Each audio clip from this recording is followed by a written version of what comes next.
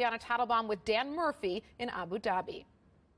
CNBC's Hadley Gamble is moderating the plenary session at Russia Energy Week with President Vladimir Putin alongside CEOs of Exxon, BP, Total, and Daimler.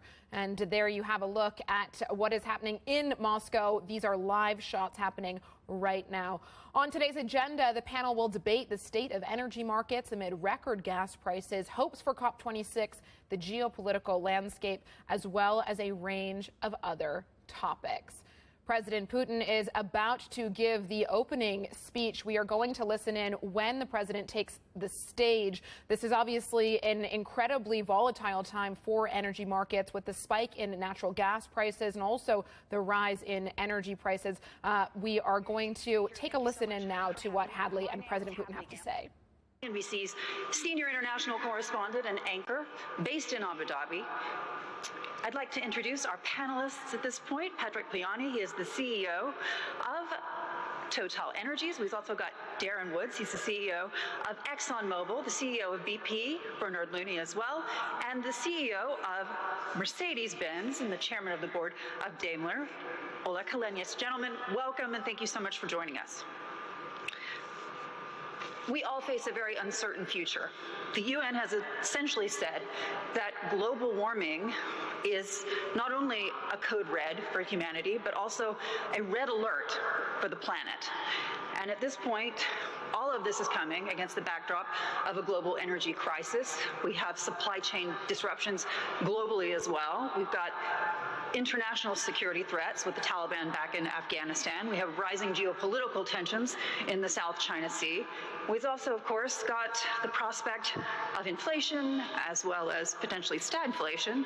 And as one CEO in this audience said to me, central banks have been printing money like confetti, at least so far. So a lot of things to get through.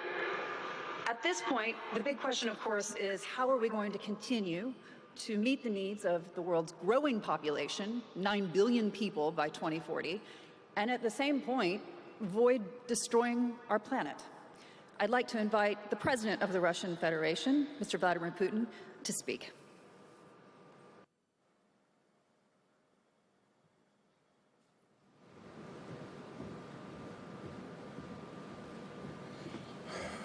Дорогие друзья, уважаемые дамы и господа, Dear friends, я приветствую всех участников и гостей российской энергетической недели.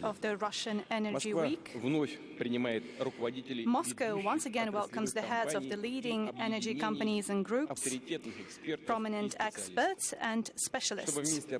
They are gathered here today to discuss the current status and prospects of global energy, its vital trends, and undoubtedly, they are gathered here to suggest mechanisms for long-term stabilization of the energy market, which is crucial for the very complex situation that we find ourselves in. Just like our moderator here just stated, energy sector has been severely affected by the crisis caused by the coronavirus, when due to lockdowns, the slump in business activities, halting of production and transport traffic all over the globe, the global demand for energy has drastically shrunk. And I guess that all present here are very aware of that, because that has hit your companies as well. As of last year, the global primary energy consumption has decreased by 4.7%. That was the result of the biggest shock for the sector in the last 70 years. Weaker demand led to changes in prices. Compared to 2018, the prices for natural gas in Europe last year plunged 2.5 times. In 2020, it stood at $130 for 1,000 cubic meters, in 2019 at $159, and in 2018 at $282. As for the oil sector, The situation we all observed was truly unique. Nobody actually could believe their own eyes and could imagine that when in the spring of last year, oil prices, for the first time ever in history, turned negative. It was more expensive to store oil than just to pay for somebody to use it. That was a truly unique situation. OPEC Plus agreements were key to stabilizing the situation on the oil market. OPEC members and countries not part of the OPEC managed to cooperate efficiently with one another to ensure the resilience of the oil sector during the coronavirus pandemic, and what is especially important, to create enabling environment for investment, because in case of underinvestment into new fields and into future production, the market would inevitably be faced with a massive critical deficit very, very soon. And we are seeing echoes of this today. Now, when the global economy is recovering and oil demand has rebounded, our countries are also stabilizing the market and the prices. Timely and expeditiously, we are increasing our output and boosting deliveries. Russia is a responsible member of OPEC Plus. We believe that the agreement would be in force until the end of the next year, 2022. At the same time, the current results show that the cooperation between our countries has the potential for further development. It can span across additional areas, such as exploring new environmentally friendly technologies of hydrocarbon extraction and refining, the exchange of best accounting practices, and lowering carbon footprint. Unlike the oil market, the gas market, first of all, European gas market, does not look to be well-balanced and predictable. The main reason is that not everything on this market depends on the producers. No lesser role is played by the consumers of gas. And I can say a couple of things that perhaps in this very expert audience might seem evident and even trite. However, in recent times, various officials tend to forget about them altogether or ignore them. They substitute thorough analysis by hollow political motives. So what am I talking about? Over the last 10 years, the share of renewable energy sources in European energy mix has soared. That is a good thing, on the one hand. It started to play a very important, very significant role in the energy mix. Well, thank God, but the main distinctive feature of this sector is the variability in energy production. We need some serious reserves should there be a disruption in generation, for example, due to a change in weather. And sometimes those reserves might not even be enough. This is exactly what happened this year, then, due to a drop in wind turbine output on the European market. We saw the deficit of energy. The prices have surged, and that, in its turn, triggered a rise in gas prices on the spot market. At the same time, what is important is that gas consumption depends on the season. In summer, its stockpiles are traditionally replenished before winter. However, this year, even after the very cold winter in Europe, many countries decided against it. They have hoped for spot gas deliveries for the so-called invisible hand of the market. And considering the high demand, they have thus drove the prices even further. Once again, higher prices on gas in Europe are a consequence of a deficit of energy and not vice versa. And that's why you should not deal in blame shifting, as we can say. This is what our partners are trying to do. Sometimes you're hearing people talk about this very topic and you're surprised at that, quite shocked, as if they totally ignore the numbers. They do not see what the situation really is. They're just trying to rectify their own mistakes.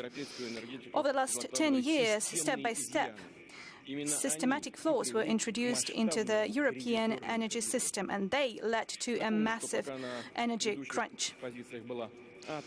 I can remind you that back when nuclear and gas generation were the leading energy sources, there were no crises. There was just simply no way such crises could occur.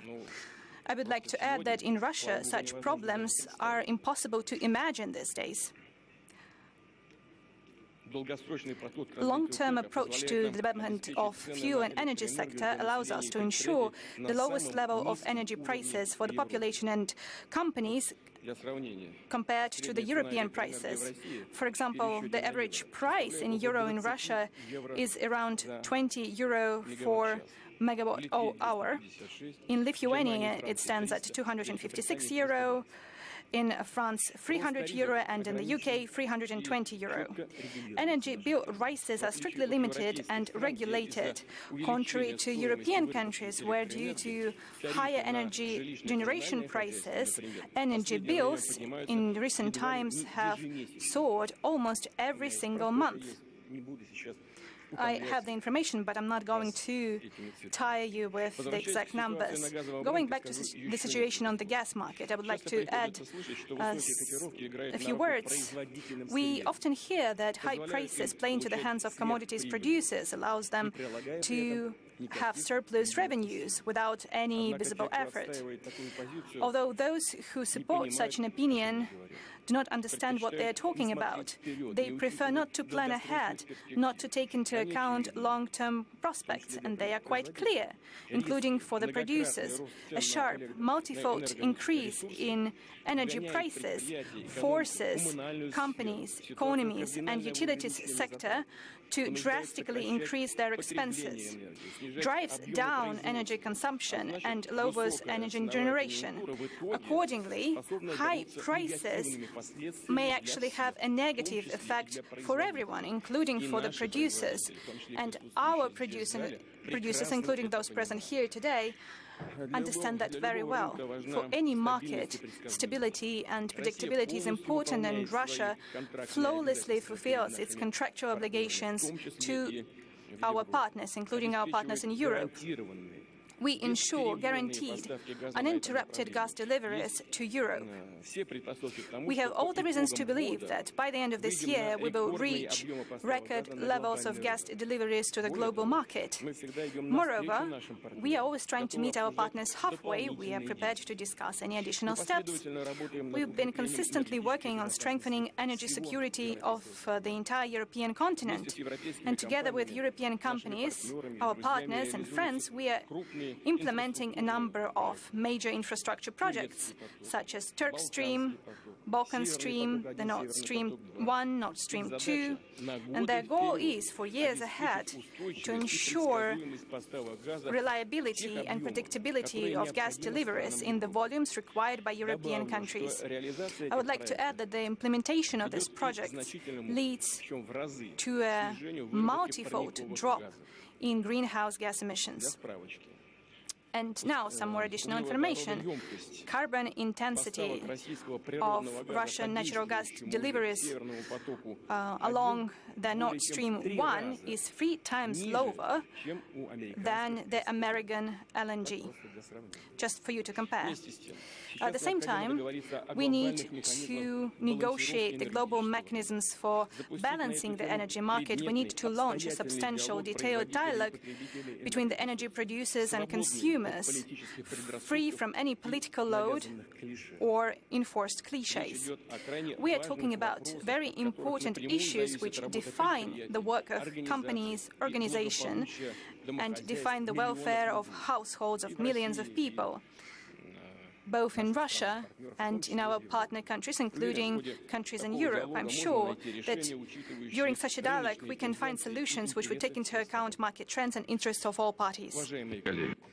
Distinguished colleagues, one of the main factors defining the long-term global energy development is beyond debate climate change. Russia is fully aware of how acute the challenges in this sphere are.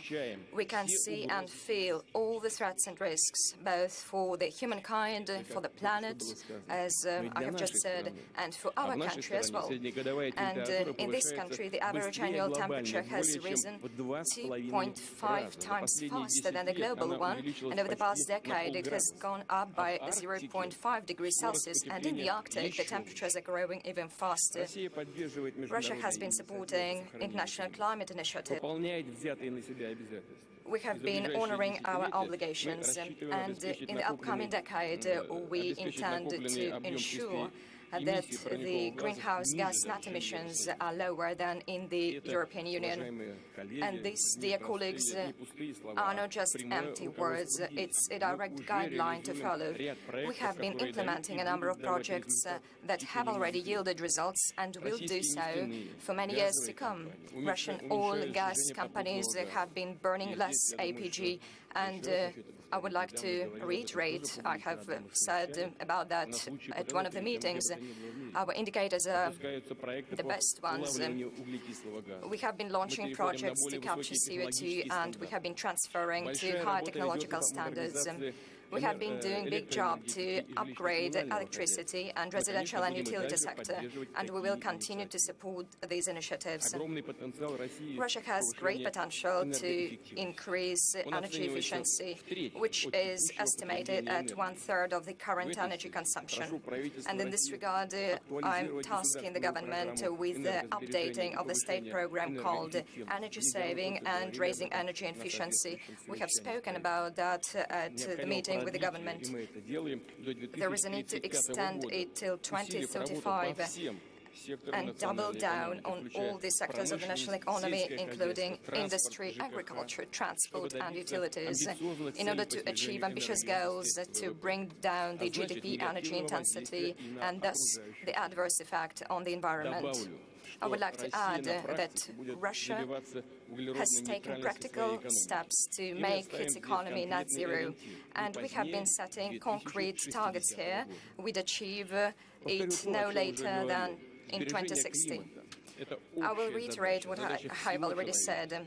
Fighting climate change is our common task, the task of the humankind, and difficult, hard, big work is ahead of us. It will involve a wide range of experts, heads of companies and civil society groups and states. However, the climate agenda should not become a tool for promoting economic and political interests of some countries. Together, we should develop unified, clear, just rules of climate regulation, which will be global. They should draw upon a real focus on climate and understanding every country's role and contribution with the help of mutually recognized models of accounting and monitoring of greenhouse gas emission and absorption.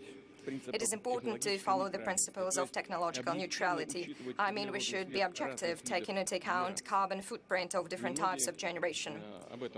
Few know that, for example, the footprint of nuclear energy is lower than that of solar energy.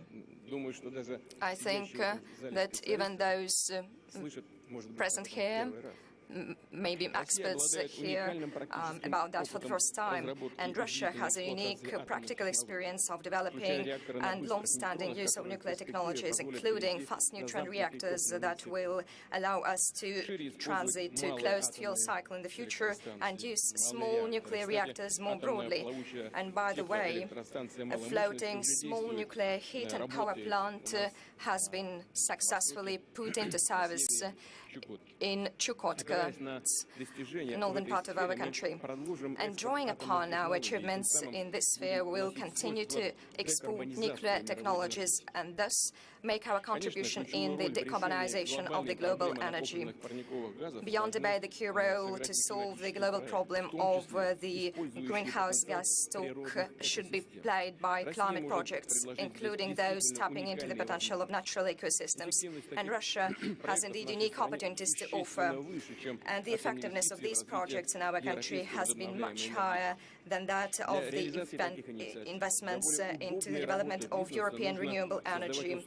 And in order to implement such initiatives, to facilitate the work of business, we need to create conditions to bring investment into the projects that would give high returns on the investment. And evidently, there should be no place for different sanctions or other limits in climate project implementation. And the current situation shows that climate issues should be solved together with making plans for developing different economic sectors, and primarily the energy sector. And experts estimate that within 25 years, the share of hydrocarbons in the global energy mix will go down from the current 80-85% to 60-65%. And at the same time, oil and gas will play a less important role. And our colleagues from Russia sitting here in the hall understand it very well. They take it into account and bear it in mind. And a more environmentally friendly transit fuel, which is gas, will increase. And I'm also talking about the LNG production. By 2035, we intend to drive up its production up to 130 million tons a year, and we will reinforce our position at this market, taking 20% of it thanks to low production cost, price and competitive logistics. I would like to point out that today the LNG is the main cargo carried via the Northern Sea route. Moreover, by 2035, we expect to increase our role and our share in the global petrochemical supplies from 1% to 7%. I would like to add that in the upcoming decades, we will see stronger hydrogen and ammonia positions in the global energy, and we know about it very well. They will be used as raw material, fuel and energy carrier. And Russia has scientific resource and logistic capacities to take a considerable share in these prominent and promising markets. At the recent economic forum in Vladivostok, I have already said about that, and I urged colleagues from the Asia-Pacific region to cooperate in this sphere. And I hope that our partners from Europe, the United States and other countries will also respond to this proposal. Dear friends, the ramifications of the pandemic and the shock that the regional energy market were exposed to once again showed what important role stable and sustainable fuel energy system have played in today's world. How important it is to provide consumers with affordable energy and to minimize the negative impact on the environment, and to ensure the energy and environment security. All actors of the market should take forward-looking, well-balanced, responsible actions. And I'm referring both to producers and consumers in the interest of sustainable development of our countries and peoples. And Russia is ready for such creative and trust-based cooperation, including to direct dialogue with the European Commission for the search for common solutions to stabilize the energy markets and fight against climate change. I'm convinced that together we will definitely achieve results in solving these complicated issues. Thank you.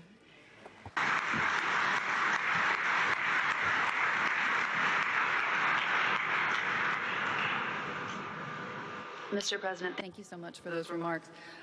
We're going to just take a moment to hear from the chair of OPEC. The president of Angola is joining us.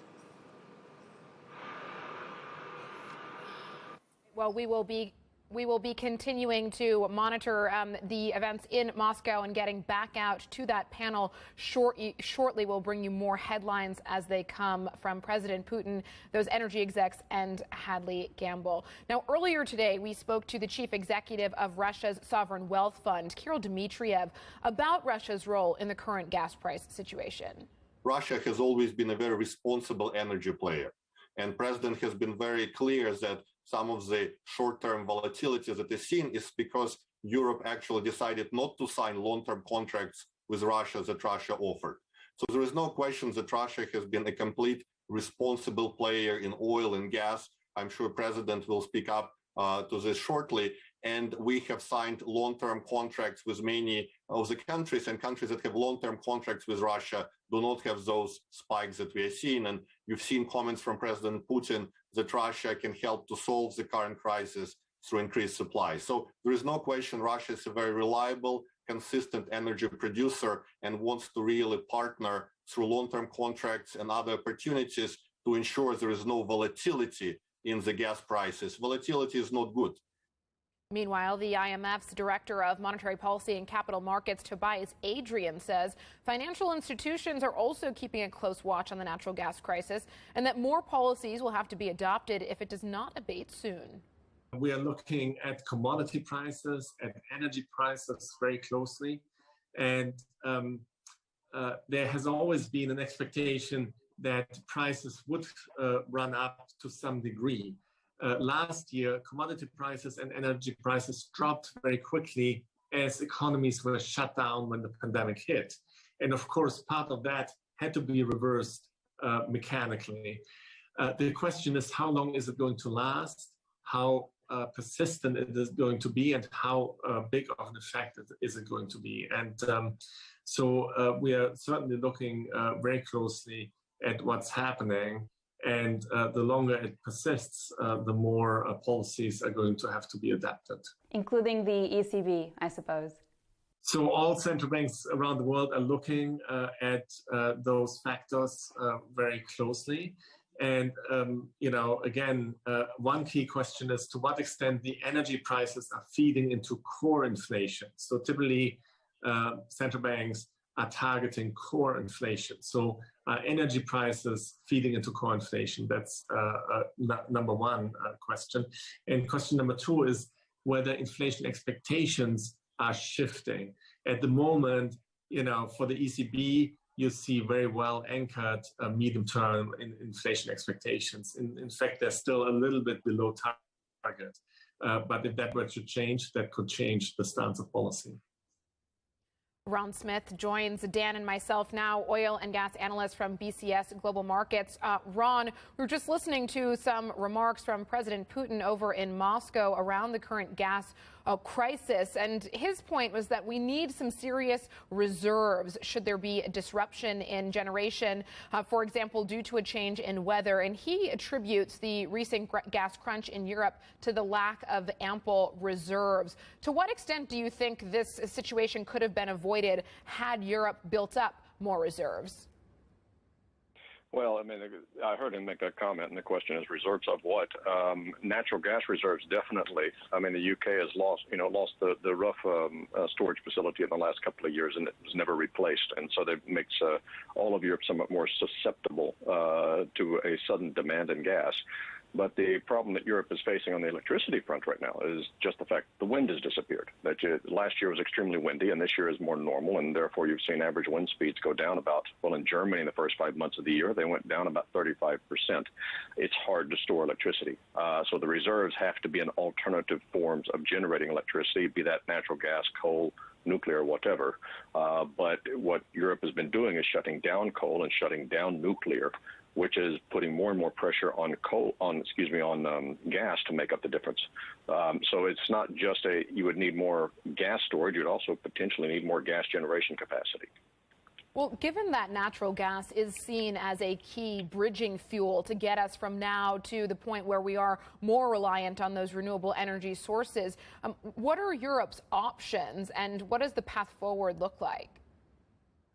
Well, the options for increasing the availability of gas, there aren't that many, unfortunately. One of them would be for Europe to produce more of its own gas. But just the opposite, the European politicians and the public in general and investors alike have been trying to push the international majors that are based in Europe, BP is a shining example, out of the upstream business, de-emphasizing, not just in gas, but in oil as well, but de-emphasizing production. And so European production, of course, has been dropping since 2000, but it's still going down.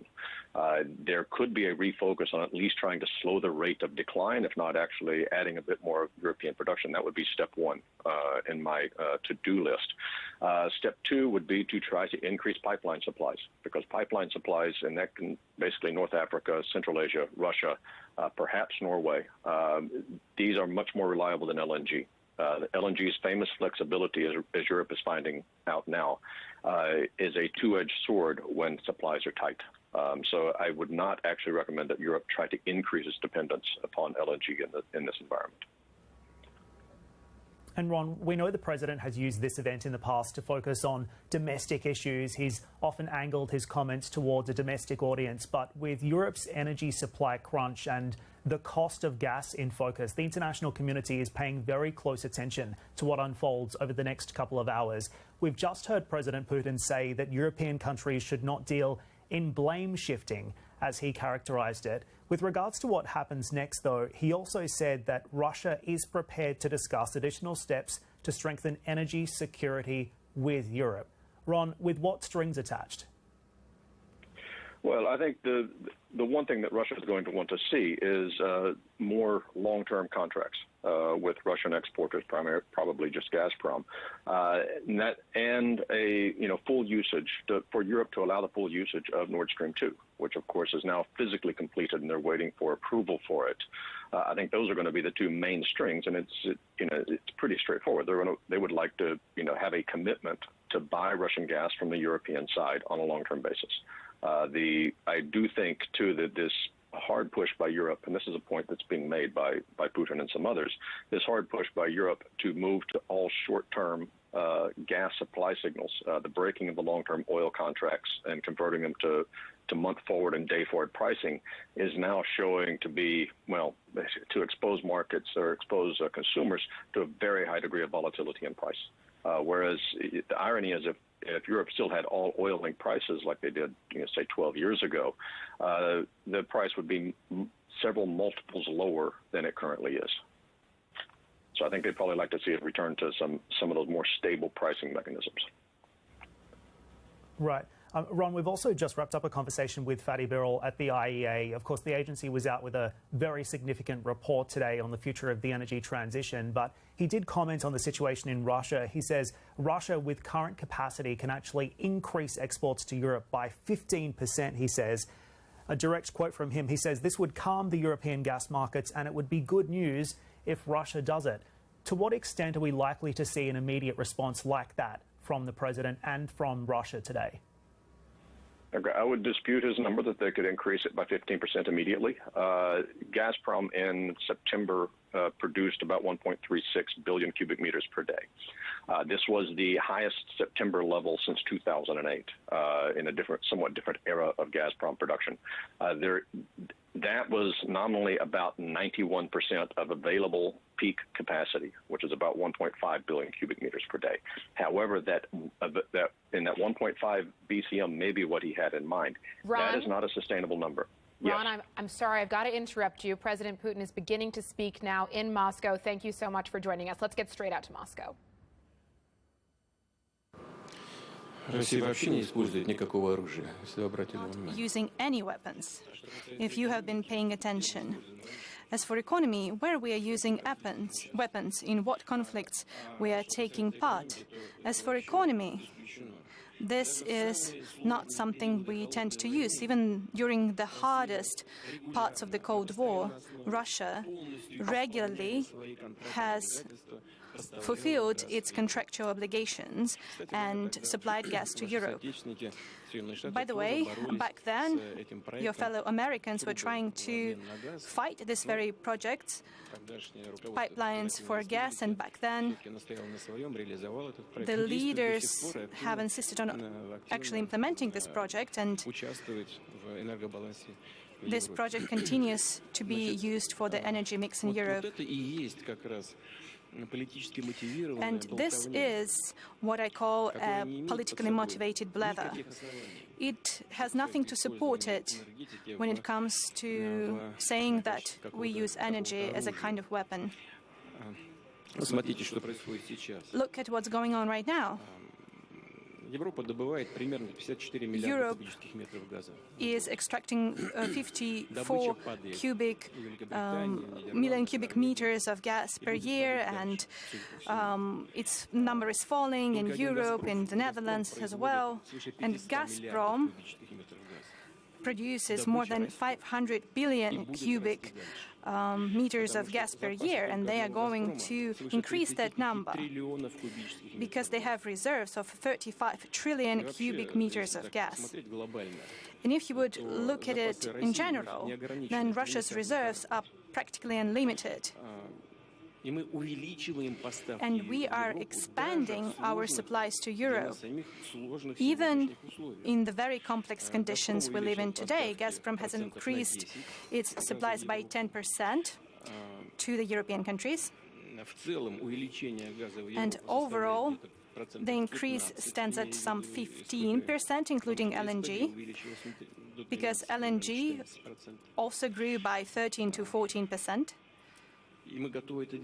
And we are prepared to continue doing that. We have not seen any single case when our companies would refuse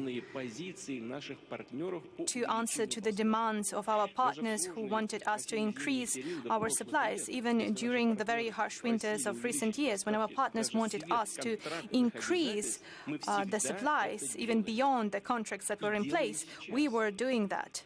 And we are doing that right now. We see the number of requests, and then we answer to those requests.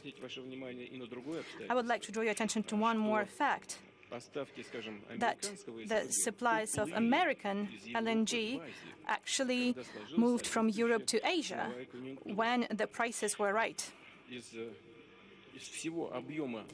And out of the overall volume that could be supplied to Europe, and that stands at 14 billion cubic meters of gas. I'm talking about LNG, but in gas terms.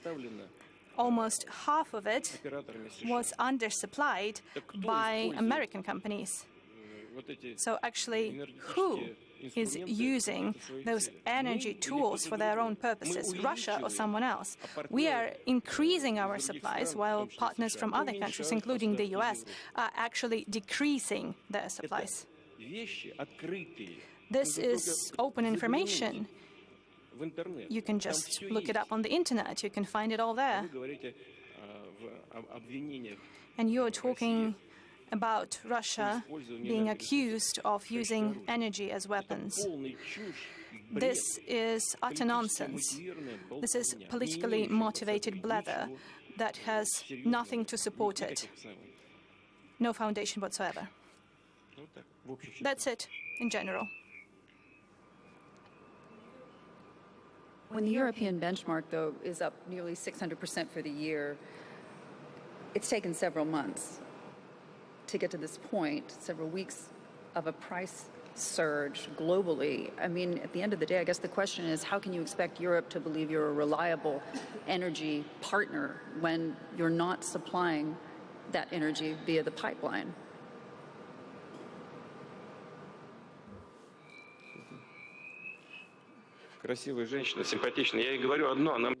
A beautiful woman, but I'm saying one thing to you and you are saying a different thing to me, as if you have not heard what I said. Mr. President, I heard you, but at the same point, it took you guys long enough, did it not? You said that you are not supplying gas over pipelines to Europe, but actually you're mistaken.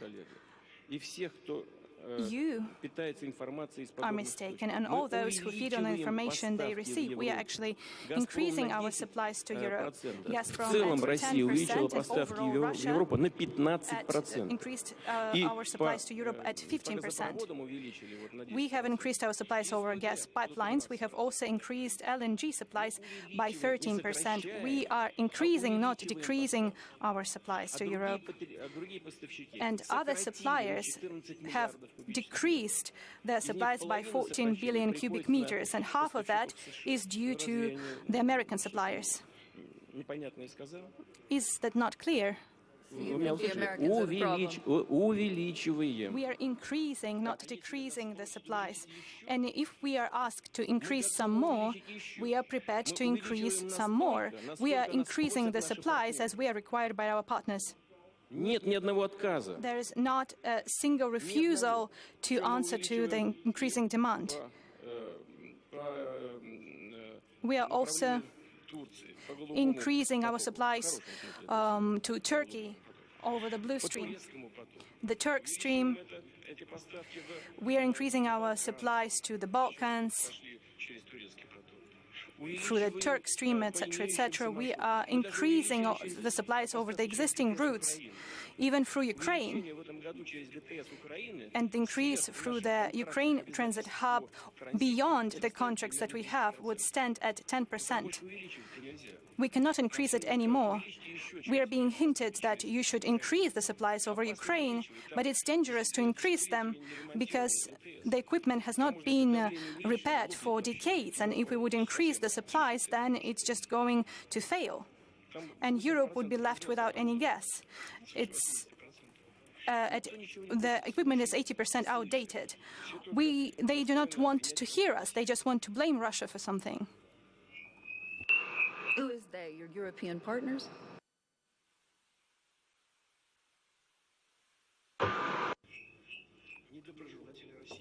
Well, those who do not wish Russia well, they can be in Europe or in other countries of the world. Okay, walk me through this. Essentially, the markets are looking for some sense of stability here. Are you saying that in terms of increasing supplies to Europe, that you would get at current capacity increasing by as much as 15%? The IEA says that could calm the markets.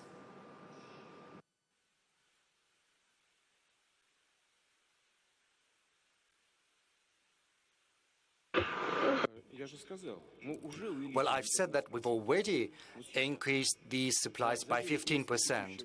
By now, over the first 9 months of this year, the supplies of gas to Europe have been increased by us by 15%. But the thing is, the problem does not consist in us. It consists in the European side, because,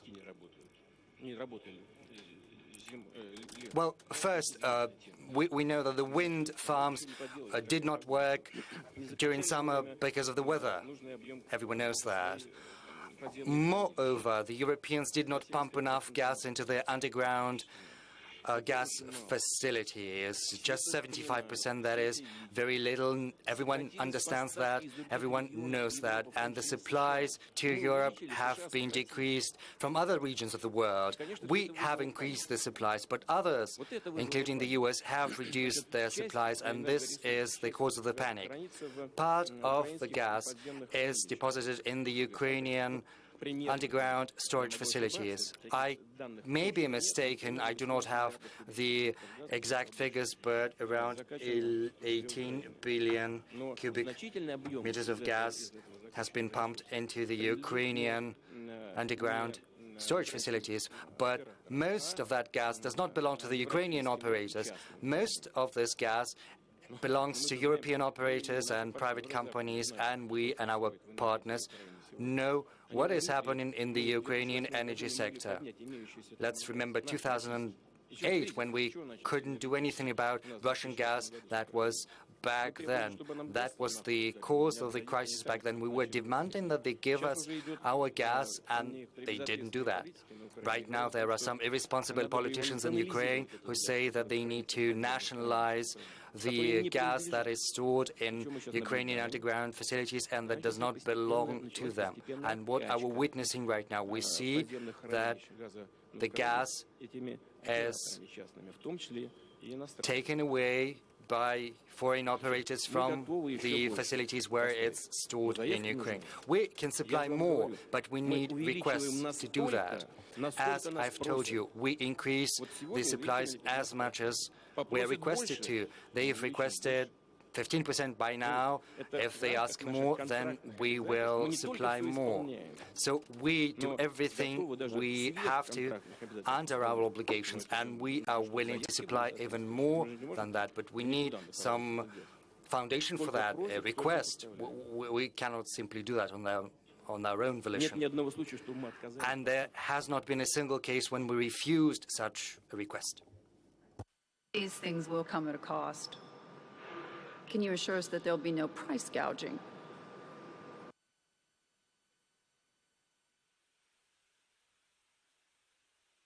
We cannot simply do that on our own volition. And there has not been a single case when we refused such a request. These things will come at a cost. I just said recently, this particularly goes about the previous composition of the European Commission. They were demanding the establishment of a European hub, kind of a stock exchange for gas. And they thought that such a free market could ensure a balance. And we always told them that we need to look far ahead based on long-term contracts, because the pricing is different as far as long-term contracts are concerned and short-term ones, because a long-term contract is tied to the price of crude oil and also to a number of other products like gas oil. There is no secret about that, but this is a market-based pricing system, which I'd like to reiterate is tied to the oil prices that are set by the markets at the global level, and no one gives any directives with regard to this price. It's set in a market fashion. And moreover, there is a 6-month lag which allows the operators to understand what is happening and to make the necessary adjustments that might be required. Whereas the spot market is different. It all depends on a number of factors which are very hard to anticipate or predict. There are many factors of unpredictability. Let's take a winter, which is cold and long. The wind farms didn't work, not enough gas in the storage facilities, the prices have gone up, and gas has been rerouted to Asian markets.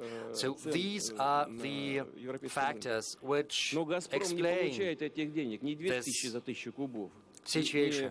But Gazprom does not get any money for such big prices, because Gazprom sells the product based on the prices that are tied to oil prices. I think it's $82, $81, and this is the price to which Gazprom's gas is tied. They do not get gas at $2,000 per 1,000 cubic meters. And Germany gets this gas from Gazprom at 250 to 130, maximum $300 per 1,000 kilometers. And Gazprom basically is losing because it could get more if it traded at spot prices. But the producer, Gazprom in this particular case, is interested in this stability because they know that they will sell a certain amount, a certain volume of gas at a certain price. And this allows them to shape their investment policy, which is beneficial both to the producer and to the consumer. 800 million people who are facing a very, very cold winter. What's a fair price? If oil is sitting above 80.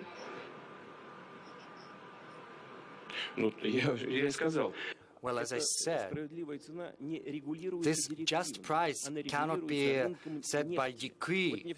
It's dictated by the market itself.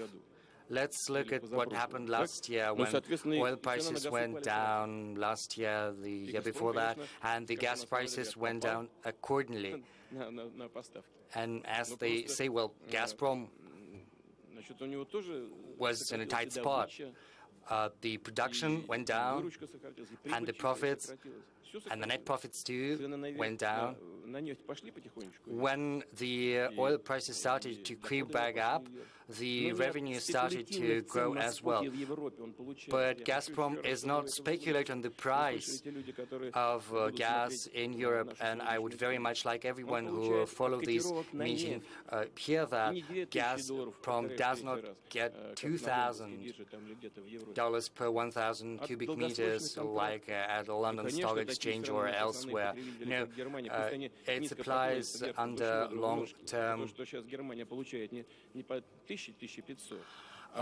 contracts, and Well, German clients have to be very happy because they get gas at a better price, and this has an effect on the economy and competitiveness. At the end of the day, though, a big question has been surrounding, as you were mentioning, the blame game.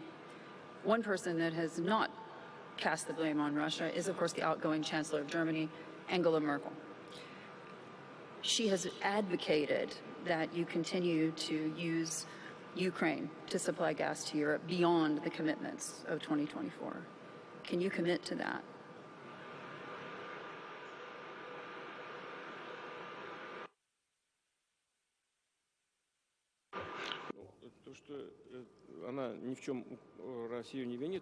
Well, it would be an exaggeration to say that she is not blaming Russia for anything, because we have divergent views on many issues and many problems. But not on Nord Stream 2. Okay. Well, as far as Nord Stream 2 is concerned, you are right. She's never blamed Russia because she and I have always assumed that this is a purely commercial project which is not politically motivated. And like what the opponents of the project have claimed, they have always been saying that this is not a commercially viable product and that Russia is pursuing not only due to political motivation, and that is why Russia is building Nord Stream 1, 2, Turk Stream. But, you know, this is yet another piece of nonsense, and I'm going to tell you why. First, the gas distribution network of Ukraine was constructed based on the assumption that there was only one region of Russia which was producing gas, the Urengoy gas field, which is being exhausted stage by stage, and that is when we shifted production northwards to Yamal Peninsula, and that is when and where we started to build a new gas distribution network, and it's been 2 decades now in the making across Russia, and from there we build new export routes, and that is where Nord Stream 1 and 2 come from. Now, moving on to economic viability and political motivation. Just please pay close attention to what I'm saying. This route is 2,000 kilometers shorter and quicker to get to our main consumers in Europe than via Ukraine. 2,000 kilometers more efficient. So it's cheaper because transit is cheaper. And it's also cheaper for the end users because the transit fee has to be factored into the end price, in particular for the European consumers. So it's shorter. It's cheaper, and moreover, it's modern equipment, and there are better pipes that can send gas at higher pressures, and gas pumping stations are more modern as well. And in order to push gas forward, they also use gas, and there are emissions. And you know, the emissions for these new gas pumping stations are more efficient, 5 or 6 times more efficient than in the Ukrainian gas transportation system. So when someone says that there is some political rationale behind that, they simply close their eyes to some obvious facts, precisely for political motives. Nord Stream 2 as well as Nord Stream 1 are purely commercial projects. And this is the position of the outgoing Chancellor, and I fully agree with her. So will you extend your commitments to continue with the flow of gas through Ukraine beyond 2024?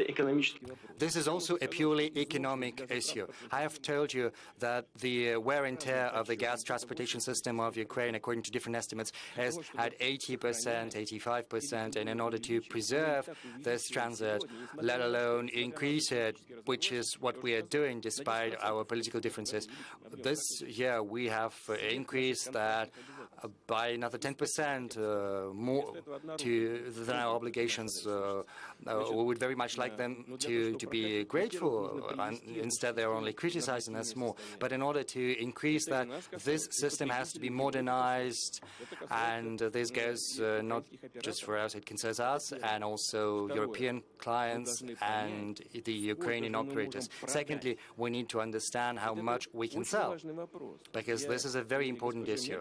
And I told that to Chancellor Merkel. She has always raised that issue. And in response to your question, I can say that we are willing to preserve this contract.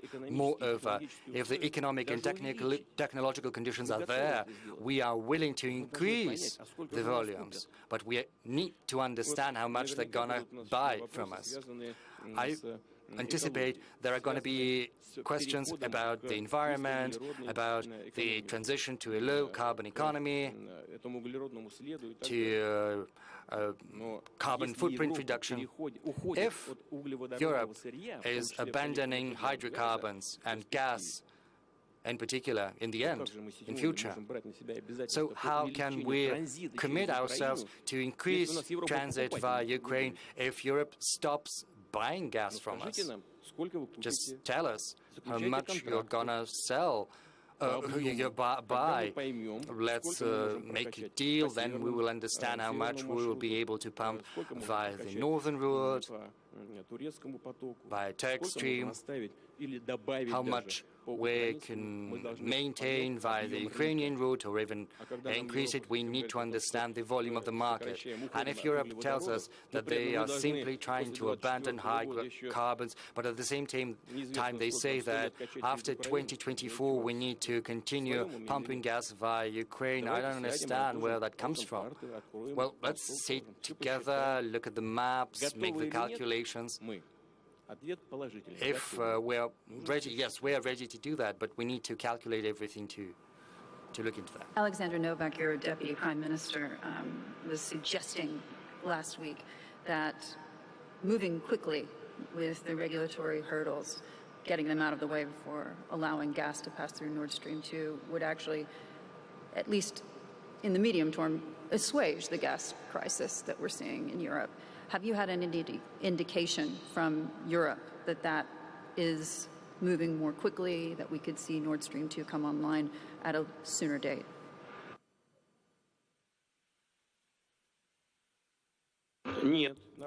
No, on the contrary. We see that the administrative hurdles are not removed, and there are different issues related to the third energy package in Europe, the third package which governs in particular this project. There is a number of details. I do not want to go into these details right now, but these administrative hurdles are there. So far, they have not been overcome nor removed. I'm aware that there is a discussion on Nord Stream 2, in particular with the German authorities. The German regulator has to make a decision. So far, the decision has not been made. So we could supply more via this route, and if we could do that, we could be sure that this would significantly pacify the European gas market, and it would have a serious effect on the gas prices in Europe. But so far, administrative hurdles prevent us from doing that. I'm going to bring in our panelists now. Patrick Pouyanne, it's great to have you joining us virtually from another room in this building. I want to ask you to just follow on to the President's comments there. How damaging is the gas crisis that we're seeing that's engulfed Europe and has now hit China and the rest of the world to your business, and do you think to European growth as a whole? Yes, good afternoon. Happy to be back in Moscow, even in another room. I would say that first, I would just comment that it's not a European gas crisis that we are facing. In fact, gas markets are worldwide interconnected. All is coming from a huge hike of demand for gas from China and Asia, Japan, Korea. Why? Because there is more demand for gas because of energy transition, going from coal to gas, which is good for climate change, and also because there is more requirement from climatization from middle class in China. There was also this year some events like less hydro and less coal capacities of production, which have increased a lot the Chinese demand. So the president of the Federation of Russia is perfectly right when he said that, in fact, and we are producing LNG, you know, we are the second largest TotalEnergies producer of LNG in the world, so we are producing LNG in the US, and it's clear that this year, because of this hike in demand in China, higher prices came into Asia for gas, and all the LNG from the US, most of it went to Asia because the European market was lower. So that's the fundamental reason why then in Europe you have less gas coming into the system, not from Russia at all, but in fact from the global market. And the Europeans must understand that with LNG development, we have fundamentally interconnected all the market. And so it's not a question of what is only the demand in Europe, it's what is the demand for gas globally, and in particular in Asia. And there is a good news for all gas producers, it's that there is a growing demand, and in particular for LNG.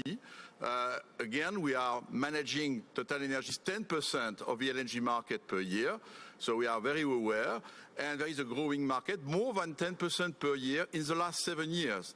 So it's why also we see this increase. So everything is connected, and I think, does it damage? Yes, it's not good. High pricing is not a good news. Of course, immediately for my company, our results are better, but for customers, because we are looking for developing gas again, and particular in order to substitute gas to coal, which is good for climate change. But to do that, we need to have a lower price, because coal today is a king, because coal is cheaper than all the other sources of energy. So for us today, prices are too high. We need to find stability, going back to something more normal. By the way, I would like to comment that most of the gas market today is based on long-term formulas. We, Total, I think to this week quarter, we will sell our gas 85% around $9 to $10 per million BTU, not $20 or $30. This is only the spot market. And most of our large corporations, in fact, have hedged their supply. So, we need to differentiate in this crisis what is the spot part and the longer-term contract, which is most of this gas market today. So, yes, today it's good, but I hope. But it depends, of course, of the weather as well, because if winter is cold, we might have these high prices during winter time. But again, it's not the interest of the producer.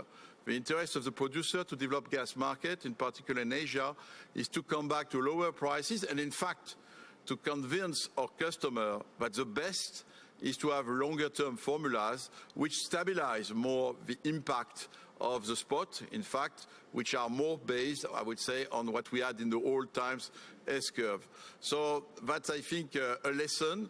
The other lesson, let's be clear, is that the more we put renewables in our electric system, we put intermittent sources which depend on the weather.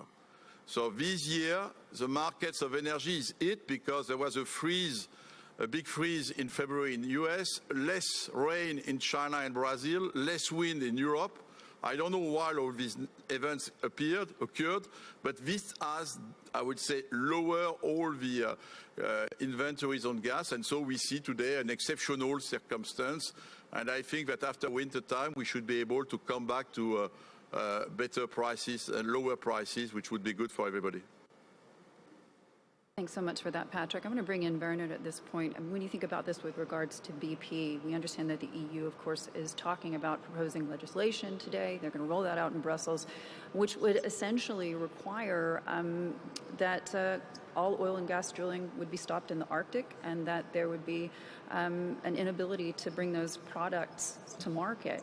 Obviously, that would impact TotalEnergies, that would impact BP potentially. How worried are you about that? Well, Dobry den, and it's great to be here in Moscow as well. Thank you for including BP in the conversation. I think what this crisis in Europe with regard to prices has reminded us, if we needed reminding, is that energy is part of the lifeblood of society, and that energy use is only going in one direction in this world, and that is upwards. Now, as we look at that, Hadley, I think one of the things that comes clearly out of this is what we would call redundancy or reliability. Energy must be clean, yes. It must be affordable, yes. But it must be reliable. And we all understand that the sun doesn't shine at night, that the wind doesn't always blow. So we have that question of renewables intermittency to deal with. But as Patrick just alluded to, we also have global issues that have come together at this time. Lack of rain in Brazil in a hydro economy has meant that a lot of LNG has gone from America to Latin America and not to Europe. Massive demand post-COVID in Asia has meant that a lot of LNG has had to go there. So it has been an unusual confluence of events on the back of very cold weather in particularly April and May in Europe. And that means that we have the situation that we have. Now, to your question, what do we need to do this? Well, we need to invest. And what do we need to invest in? Well, we need to invest in redundancy. And what does investing in redundancy look like? It looks like investing in long-term contracts in which we participate ourselves throughout the world. It means investing in natural gas, because natural gas is a key balancer in the system, a key provider of redundancy. It means investing in storage, and storage capacities have dropped, and it means investing in diversification of energy sources. So these are the things that need to be done to make sure that we have a system that has redundancy built into it, for a system that isn't just a nice to have, it's an essential to our way of life. And that's what we're trying to do in BP in terms of our strategy, but that's what needs to happen, I think, throughout the world. So a ban on Arctic drilling for oil and gas is not something that worries you?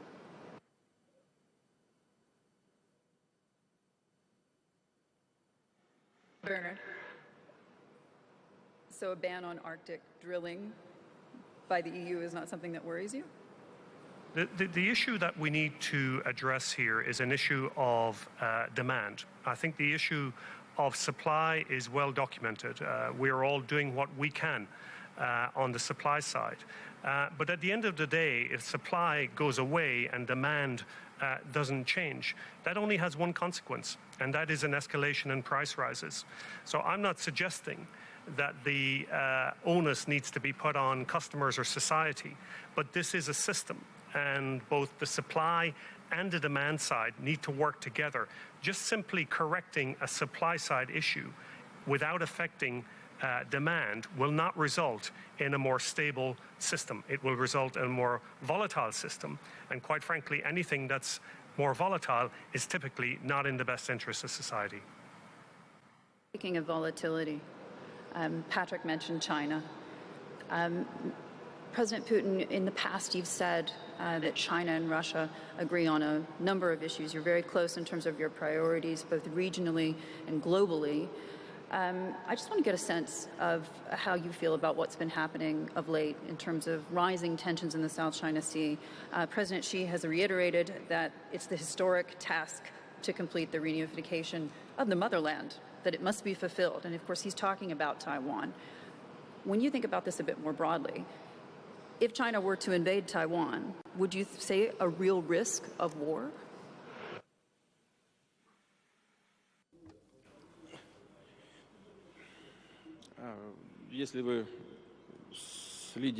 Well, if you've been following what the leaders of the People's Republic of China have been saying, you might have noticed that in one of the latest speeches where I have personally been present, that was an international event in the framework of the UN where I've been present, and I remember that President Xi was saying that the People's Republic of China has no plans to use military power to resolve any type of problems or conflicts. That was more or less his statement. That's the first thing I wanted to say.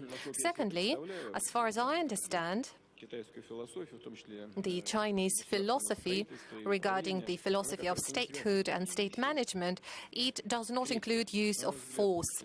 And thirdly, I think China does not need to use force.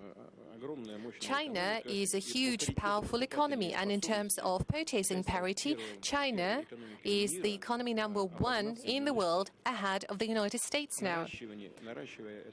And by increasing this economic potential, China is capable of implementing its national objectives. And here I do not see any threats. As for the South China Sea, yes, indeed, there are somewhat conflicting and contradictory interests, but the position of Russia is based on the fact that we need to provide an opportunity for all countries of the region, without interference from the non-regional powers, to have a proper conversation based on the fundamental norms of international law. It should be a process of negotiations. That's how we should resolve any arguments. And I believe there is a potential for that, but it's not fully used so far. In terms of that response, obviously $3.5 trillion of global trade flows through the South China Sea every year, and almost as much as in terms of oil as the Strait of Hormuz itself. So it's considered an international waterway. When you talk about external powers, those that are not regional, are you referring to the United States?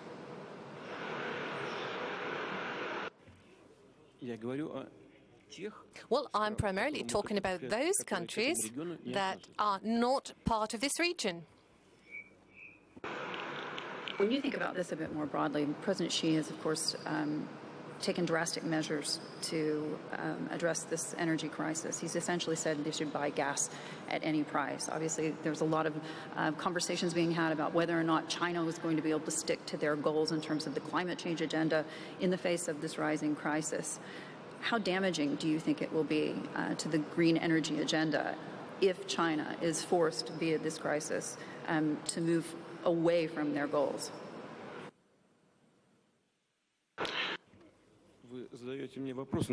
Well, you're asking me questions that I can't answer. I'm not President Xi, I'm the President of the Russian Federation.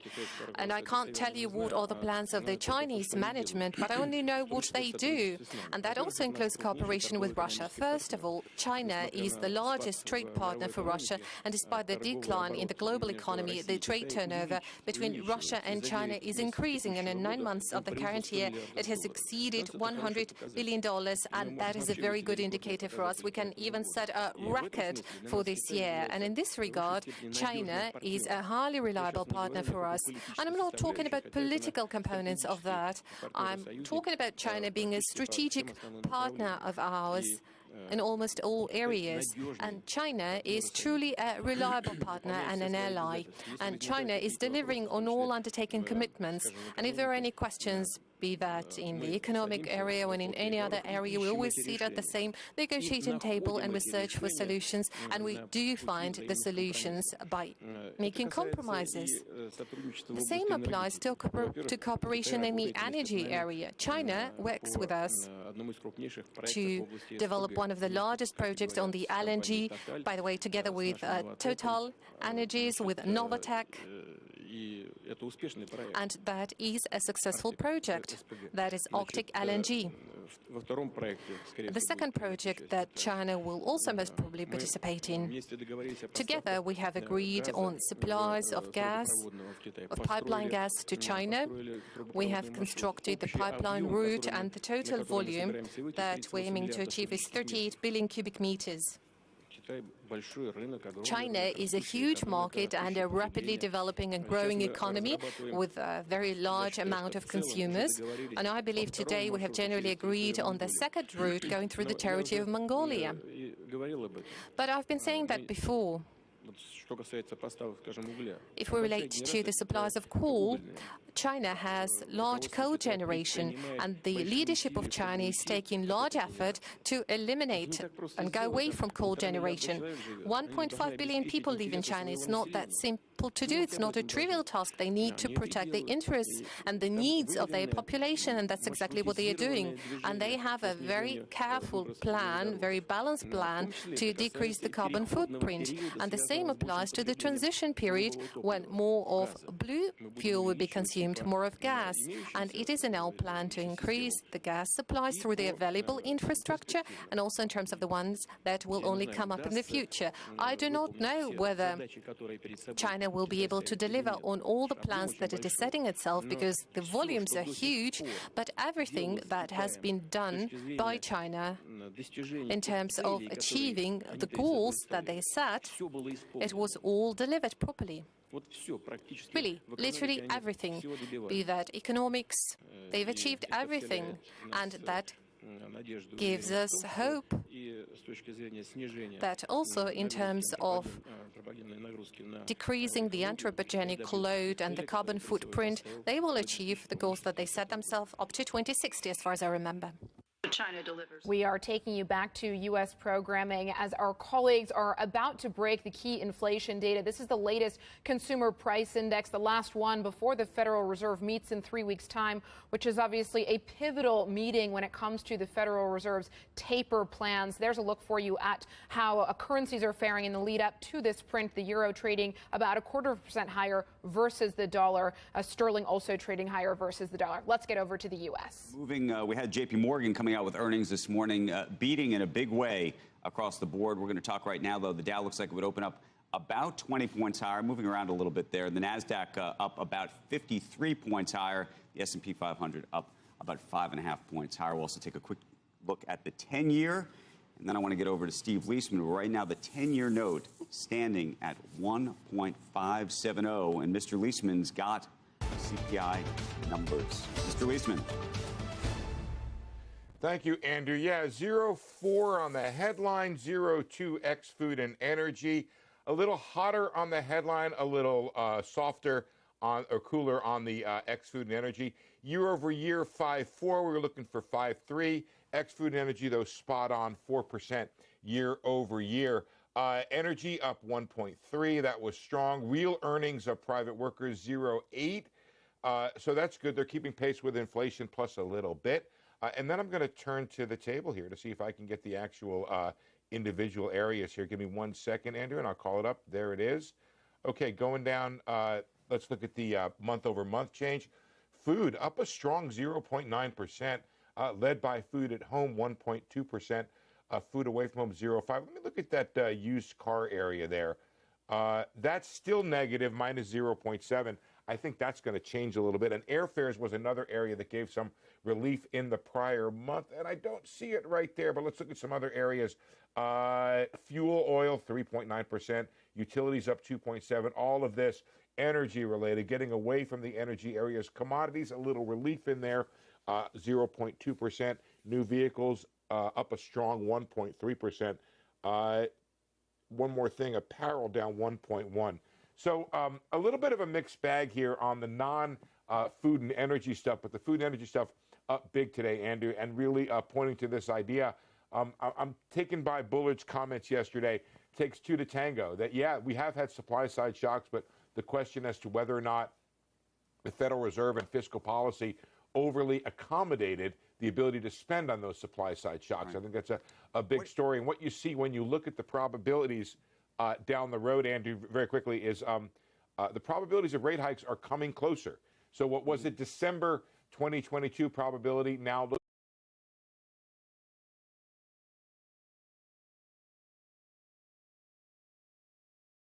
move forward. Hey, Steve, just to tie this back to the conversation we're having with Barry Stern. A car company like Mercedes-Benz with the customer profile that we have, I think we can take a lead and maybe go faster than the general market. That leads me to a question about the oil market. Mr. Putin, do you believe that we're going to see oil at $100 a barrel?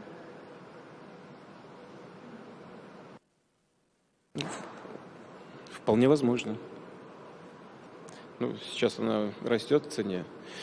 Мы, имею в виду Россию и наши партнеры по объединению ОПЕК+, мы делаем все для того, чтобы нефтяной рынок стабилизировался окончательно.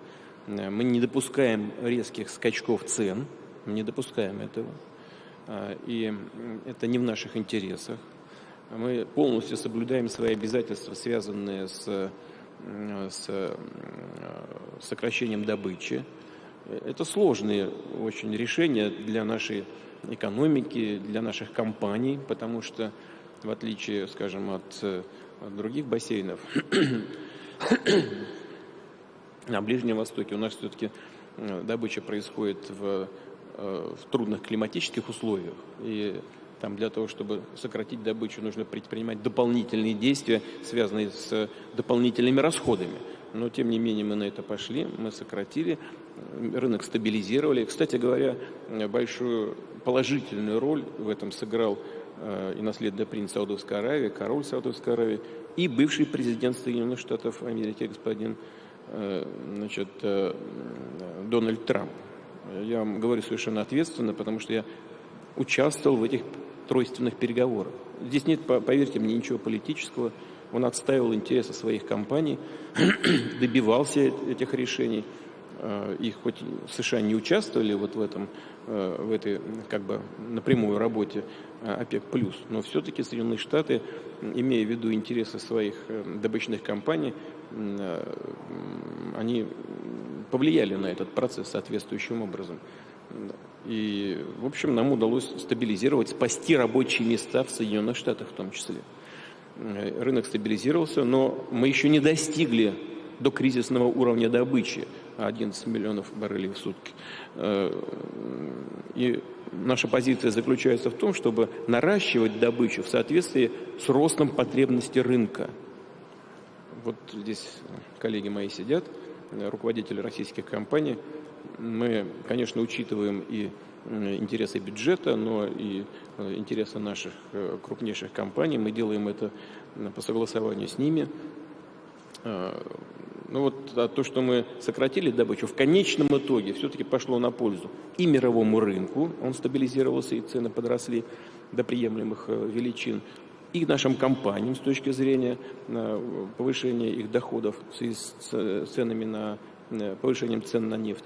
И бюджет выиграл от этого. То есть в целом мы все от этого выиграли. Мы не стремимся к тому, чтобы сдерживать добычу таким образом, чтобы цены подскочили до небес, как это на газовом рынке происходит. Мы за то, чтобы это движение было плавным и сбалансированным. President Putin, I heard that former President Donald Trump called you directly about prices and about the oil market, trying to get that OPEC Plus deal done. Do you have the same relationship with the White House today, with President Biden? Has he contacted you as a member of OPEC Plus? Нет, эти вопросы мы с ним не обсуждали, но мы в контакте с администрацией находимся, и в целом у меня рабочие достаточно, на мой взгляд, устойчивые отношения сложились с президентом Байденом. Вот, сейчас находится замгоссекретаря в Москве. Мы обсуждаем, она со своими коллегами российскими обсуждают вопросы наших дальнейших контактов с президентом Байденом. Так что вполне конструктивные отношения сейчас с действующей администрацией. The latest Pew Research poll says that 44% of American Republicans want President Trump to run again in 2024. Would another Trump presidency be good for the energy market?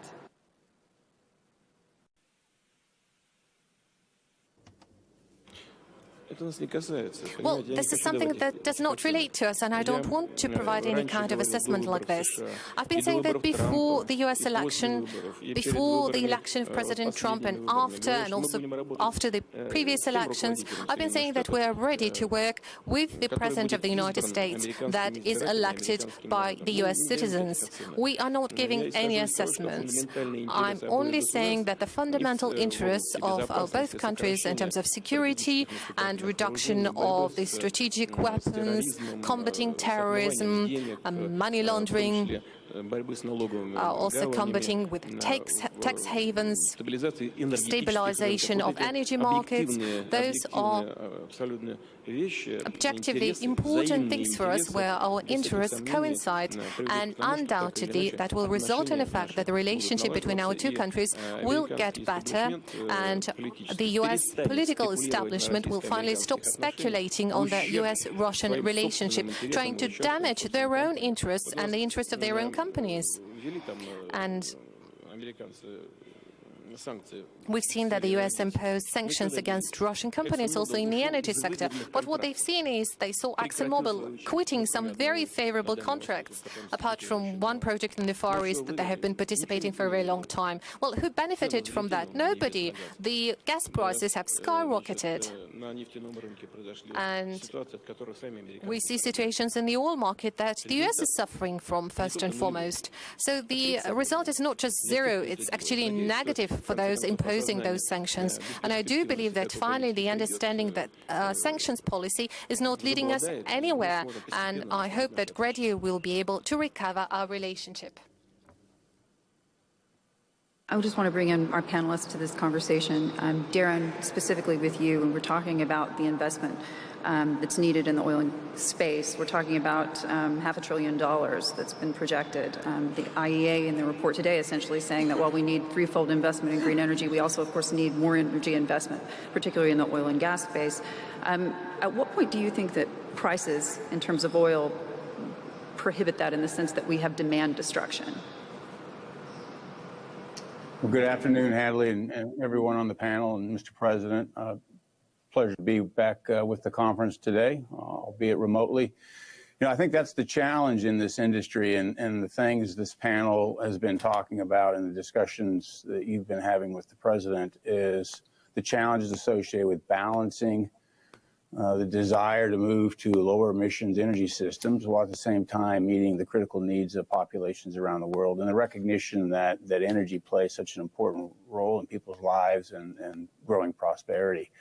I think, you know, one point that's often missed as you think about the oil and gas markets is around the world, as we all produce these products, the supply declines and investments required to offset that decline. So even at a stable or flat market, you still have to generate enormous amounts of investments to fulfill and to backfill the decline in the production as you produce these supplies. And one of the challenges that the world is seeing, and in fact, I think a big contributor, or at least a significant contributor to what we're seeing in Europe and around the world in the gas markets, is with the pandemic and the low prices and the impact it's had on the economy, a lot less investment has gone into replacing those depleting supplies. And as a result of that, a lot less product is available to meet this now rapid growth that we're seeing coming out of the pandemic.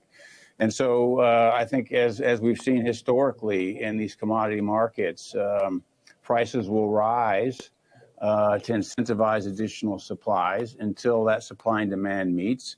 And oftentimes with these capital-intensive industries, more supply comes on than the growth in demand, and you start to see some price decline. And so I think we're going to continue to see that balance and that supply-demand balance working across the world markets. And I think as policies around the world change and governments look to try to reduce the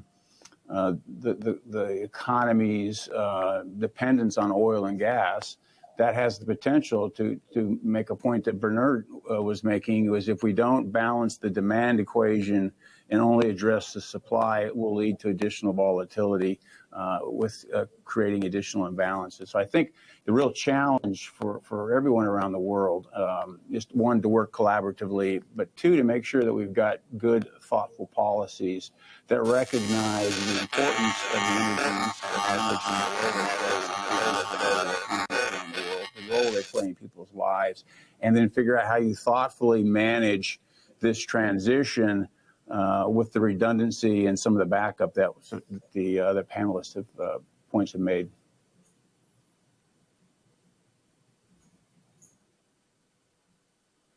When we talk about this a little bit more broadly, I want to bring in Patrick on this one as well. How tough is it to make those kinds of strategic investment decisions that we're talking about, billions of dollars in terms of, we're talking years, when you have an administration-to-administration change in the United States with a completely different energy policy? Does that impact your long-term thinking, Patrick, when you're looking for partnerships in the United States?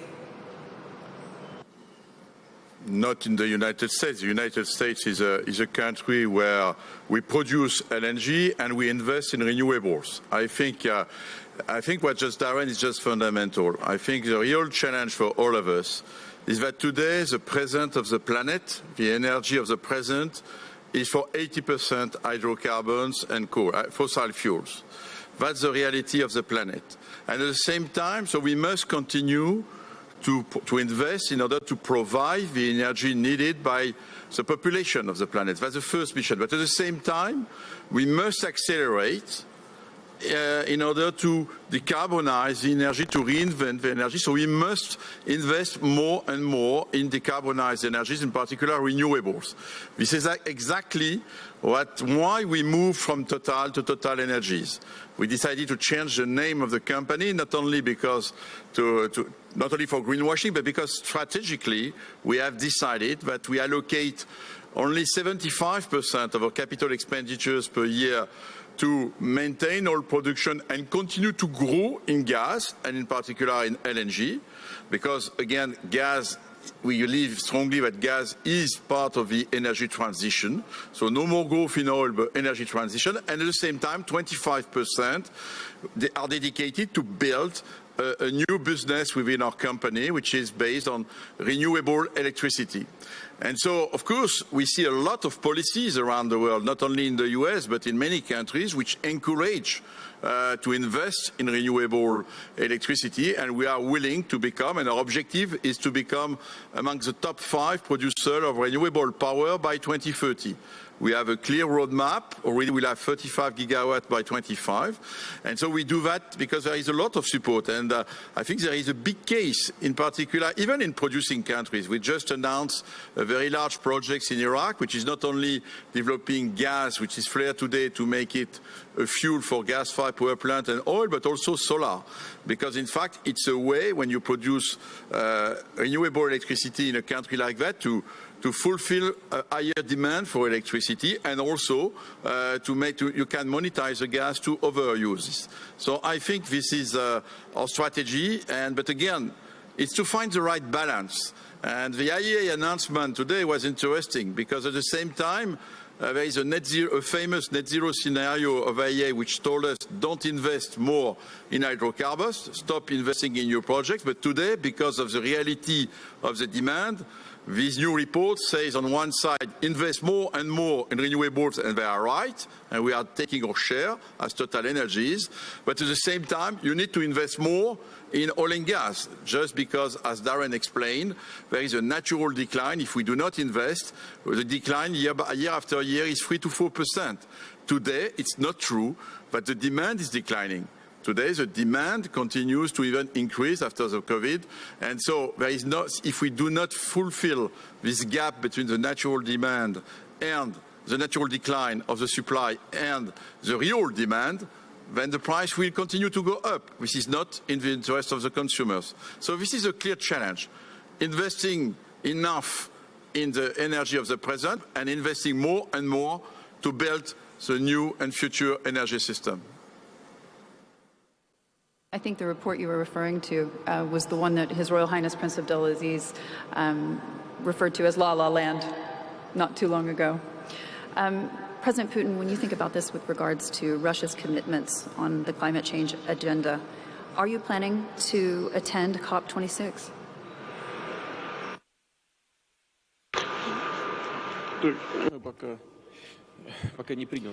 Well, I have not decided on that yet due to the pandemic situation, but still I will participate in the work of the COP26. I am not sure whether I will go there and participate in it personally, but I will definitely participate in it.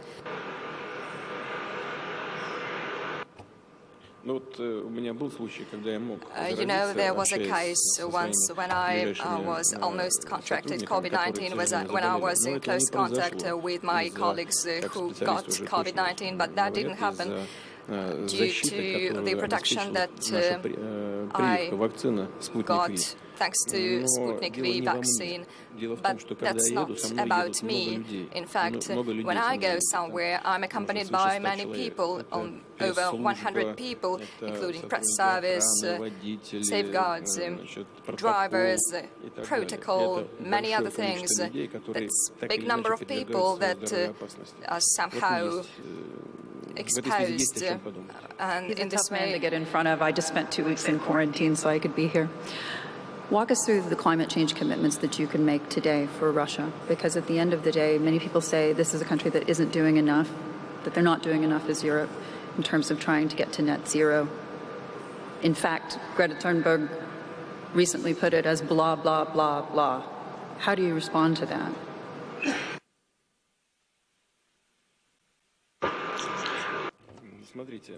well, look, let us look at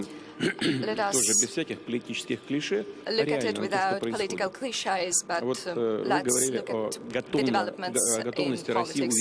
You have said about Russia's intention to increase gas supplies to Europe and to the world.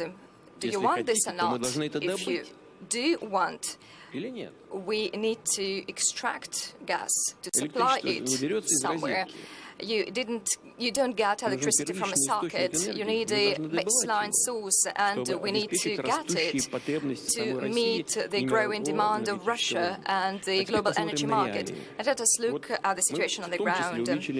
We have increased gas supplies, and we have increased coal supplies to the global market by 8%. By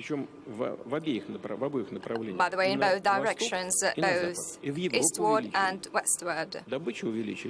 So we increased production by 5 or 8%, and export has also surged. So let us now look at our energy mix. 26% is nuclear energy, then 20% is hydropower, 40% is gas. This is a very low carbon energy mix, 86%. The same energy mix, clean energy mix, but not like that, but closer to ours. It's a United States energy mix, it's 77%. In the Federal Republic of Germany, it is 64% only. I mean, this clean energy mix. In other countries, it's even lower. Our energy mix is the cleanest, one of the cleanest, and we continue working in this direction to achieve carbon neutrality, net zero, by 2060.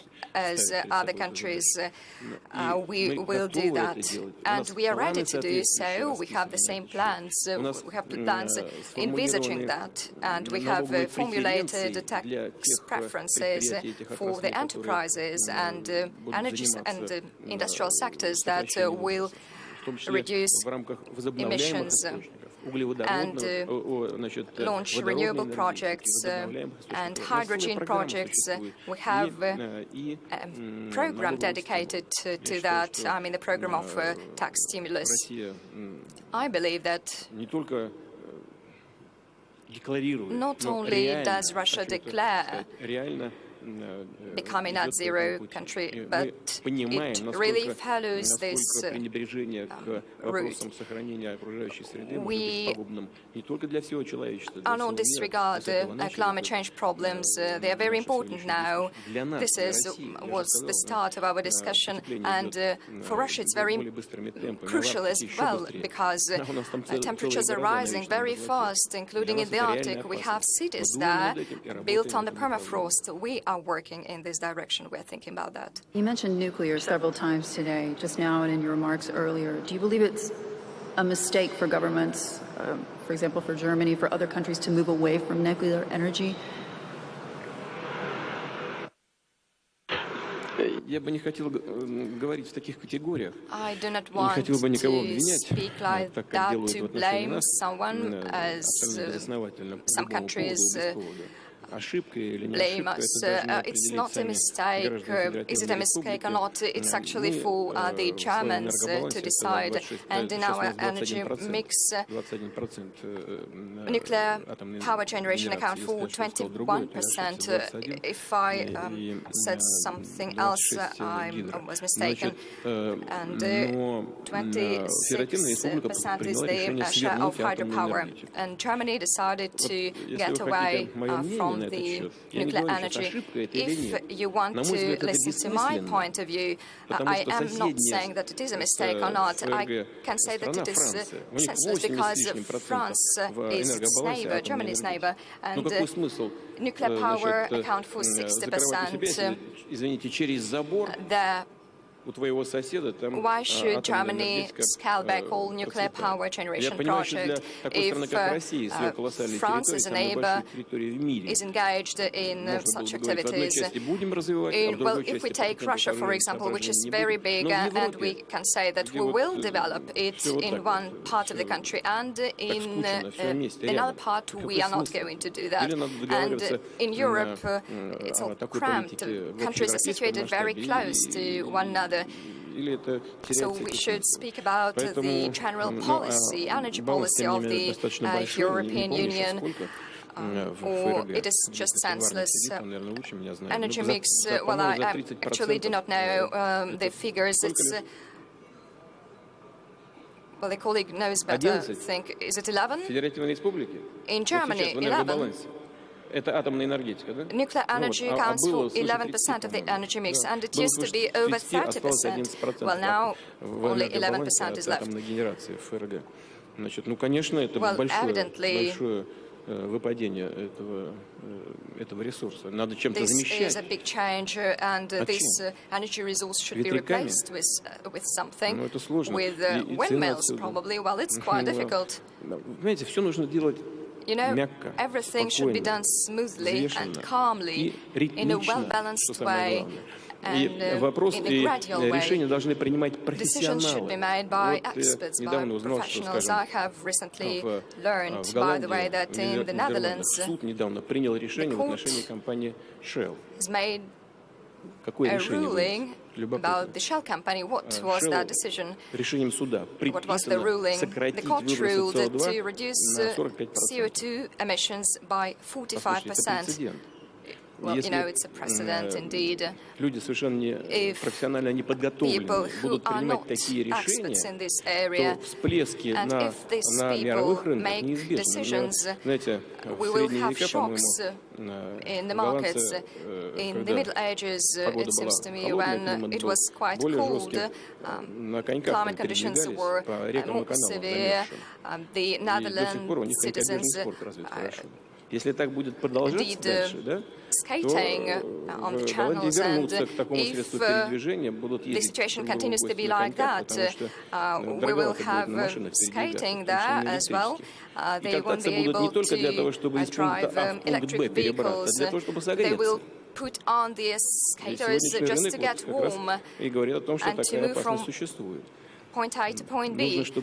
What we need is that professionals, experts should make decisions in this sphere in close contact with non-governmental organizations, with the civil society, which should keep an eye on the developments in this sphere. And they should make the government and energy companies take the necessary route, because actually our future depends on the temperature rise. But we need professional actions made by professionals. And we are now relying on luck. We take into account the political short-term goals and situation. It seems that some participants, some actors abuse the confidence of the public to achieve short-term political goals and probably to get some economic profits, because low-carbon energy is connected with the development of some infrastructure, building equipment, and so on. What we need is that people, energy groups, civil societies should see these problems and make decisions taking into account all the factors. Speaking of that smooth transition, I want to ask you about this proposed legislation by the EU that would basically ban drilling in the Arctic, oil and gas. Is that, in your view, a mistake? Because that would certainly hit the Russian economy pretty hard.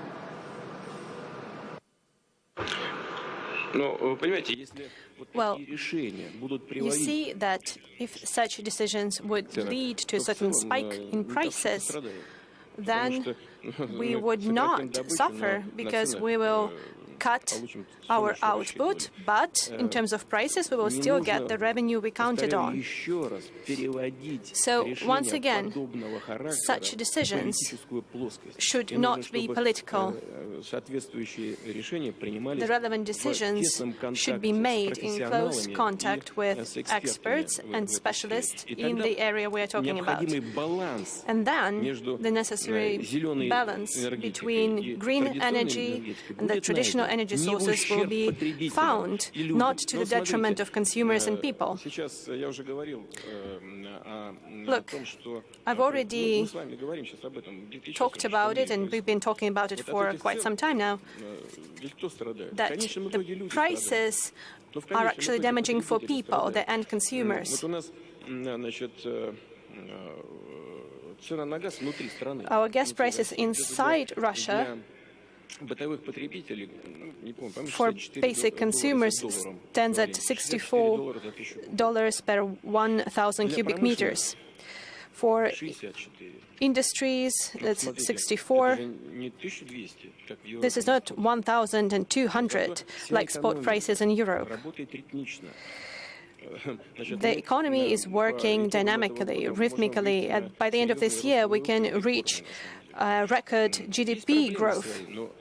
We have our own issues, yes, but this sets the conditions for development, and this allows people to plan their life. Take Eastern Europe, for example, what's going on in Western Europe as well.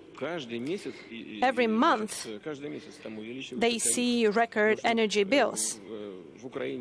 In Ukraine, the same thing. For citizens, it's over $200 per 1,000 cubic meters, and their average income is around $230. So the consumers cannot buy a lot, so they do not coincide their income and the prices.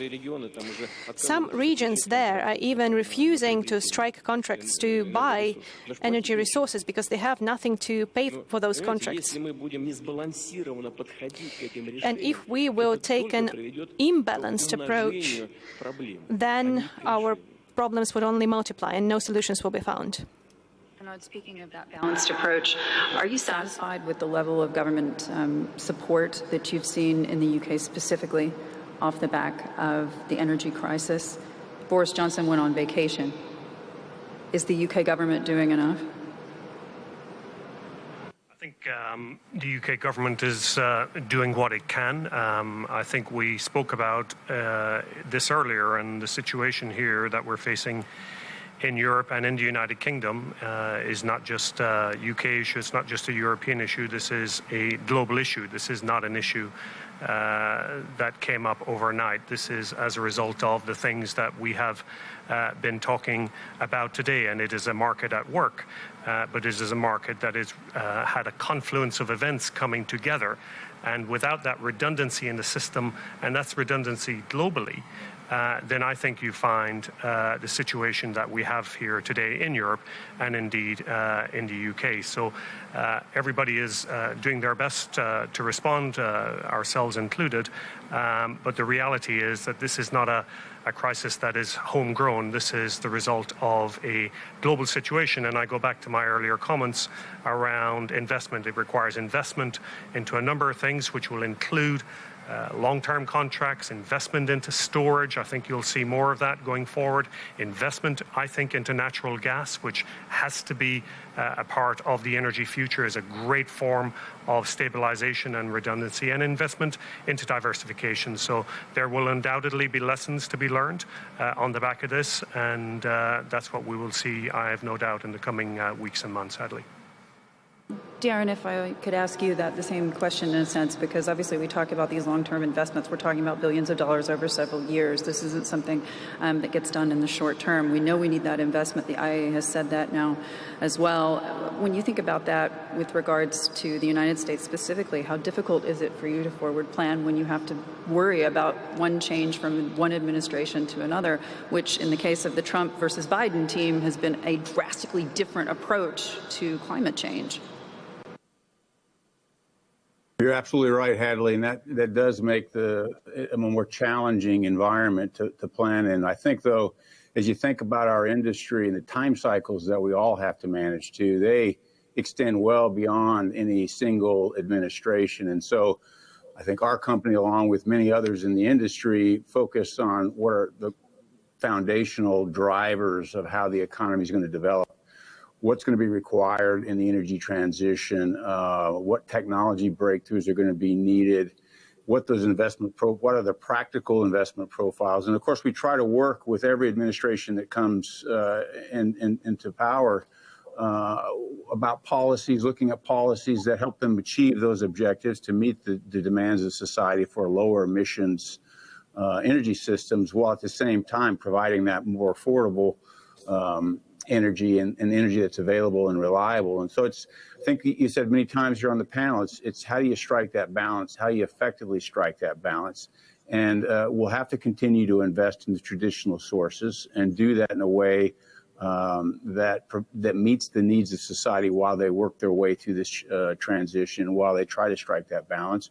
For us as a company, as we think about that, focusing and investing in what we think are the lower cost supply sources. And so as demand changes and making sure that you're the low cost supplier in that market, I think brings some stability to the business. And then obviously working with a lot of partners, not just the government, but private sectors, universities, think tanks, in terms of understanding exactly how will this transition manifest itself with time. Because as we've talked about today, it is a complex system. It's a large system, and we're trying to make rapid changes in that system. And I think the real challenge here is how do you do that in a thoughtful way that doesn't penalize societies and achieves the objectives that we're searching for. So we're very thoughtful as we're thinking about where to allocate our capital, putting money into technologies to try to advance those technologies that will achieve lower emissions at a lower cost so that so society can afford to put those in, and investing in low-cost supply to continue to meet the needs of society while we're working through this very challenging and complex problem. Ola, when you think about what's going to happen next within not just Mercedes-Benz, but Daimler as a whole, we've seen VW warning that there could be as many as 30,000 jobs at risk as a result of the energy crisis that we've seen. Can you give us an idea if we could see something similar happening within your group of companies? And at the same point, are you on track to electrify the fleet as promised by 2039? The industrial footprint of our company will change as an effect of this changeover for combustion-based technologies to electric vehicles. So yes, over a longer period of time, there will be less jobs in that particular part of the business, but other sides of the business are growing significantly. We're investing into new technologies. The whole topic of high-power computing and software architectures in vehicles is becoming more and more important. So at the same time as we will gradually rebuild our industrial footprint, we're growing in terms of jobs, high-quality jobs in other areas. So I think that can be managed, that transition. And with regard to our path towards 2039, absolutely, I think we can do that. In fact, we're even upping the pace, and we have made a decision that all new vehicle architectures from 2025 forward will be designed from the ground up as electric only. So over a longer period of time, you've already kind of put a time clock on how that transition is going to happen. And the ultimate commitment of a company is allocating their capital and the energy resources, or engineering resources rather, towards the new technology. So yes, it's happening. Patrick, I want to ask you specifically about the Arctic. When you think about this with regards to the melting permafrost and climate activism in terms of shareholders, in terms of the board, there's a growing chorus, a cacophony when it comes to ESG, when it comes to holding oil and gas companies accountable for where they invest and how they invest. How difficult does it make your job when Russia is labeled a bad actor by so many in the West? My answer is to first have a strong dialogue with all these people, and I think best answer, by the way, would be to invite them to visit the plant that we have built together with Novatek in Russian Arctic. I can assure you that, of course, we apply, as a global company, the same standards in terms of protection of the environment, in terms of safety for people, in terms of sustainability in all the countries around the planet. And in particular, looking to the Arctic, we took some commitments on TotalEnergies, which is that we are not producing any oil in the Arctic, because that might be, in case of spill, some clear damages. But producing gas in the Arctic, it does not raise this type of issues. And on the biodiversity case, we have been very transparent. We recently published all our studies that we've done for the Arctic 2 projects together with our partners, and we are applying the highest standards in terms of protection of biodiversities and also taking care of local communities. I would say it's one of the best examples. So maybe there is too much emotion today in the way we look to the planet. The question is, in fact, to rank the various priorities. Of course, biodiversity is important, like climate change is key for our future, and we must seriously consider them. But it does not mean that we'll solve this issue by exclusion, by banning. No, as we said during this panel, I think, the world needs more energy. So the question, of course, is to be able, and this is the mission of a company like TotalEnergies, like BP, like ExxonMobil, like all the companies in the energy field, to be able to produce this energy in the best standards in terms of sustainability. And this is our commitment. And I can tell you, we apply that in Russia. By the way, when we have some external financing coming from export credit agencies from Western countries, these are the highest ESG standards are required by these financial institutions, and we apply them. So, again, I think that it's important not to mix, I think, all the topics, and to look on the facts, to look on the ground, the way we manage these developments. And again, this is a clear commitment, minimizing the impact. And again, we have been going further within TotalEnergies. As we said, that for all new greenfield projects, we will look to have a net positive gain on biodiversity. And we do not estimate that ourselves, but we do that with the experts. So again, I think this transition, as we said during the panel, is a huge task. Willing to change the whole energy system will not happen like that. And the word transition is important. So it's not about antagonizing energies, antagonizing people, but we will build and we will make this transition a success. It's only if everybody, like Darren suggested, sits around the table. And not with emotion, not by saying you are right or it's black and white. No, let's look to the facts, and then let's see the way that we can improve. And we are sustainably, we don't say that we are perfect, we just say that it's a continuous improvement. We learn from experts, we learn from NGOs, and we are willing to take their advice on board, providing it's not a matter of just saying it's an exclusion. That will not be, we will not build the planet with such positioning. President Putin, you've said you're not sure yet whether you'll attend COP26, but I want to get a sense from you of how you see the structure for climate change in terms of policy. Should this be a UN of climate in terms of all of these nations coming together and setting global policies? Should this be done at a regional level? How should this look in the future, in your view?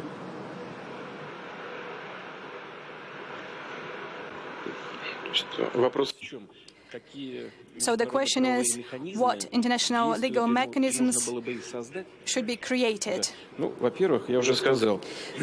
As I've just said, in terms of oil production and working on global markets, we have very constructive relations with OPEC countries. And the mechanism that is in place, OPEC Plus, is very efficient, and it considers the interest of the entire global energy system. And I believe that once we reach the pre-crisis level in terms of output, we will continue working on green policies as well.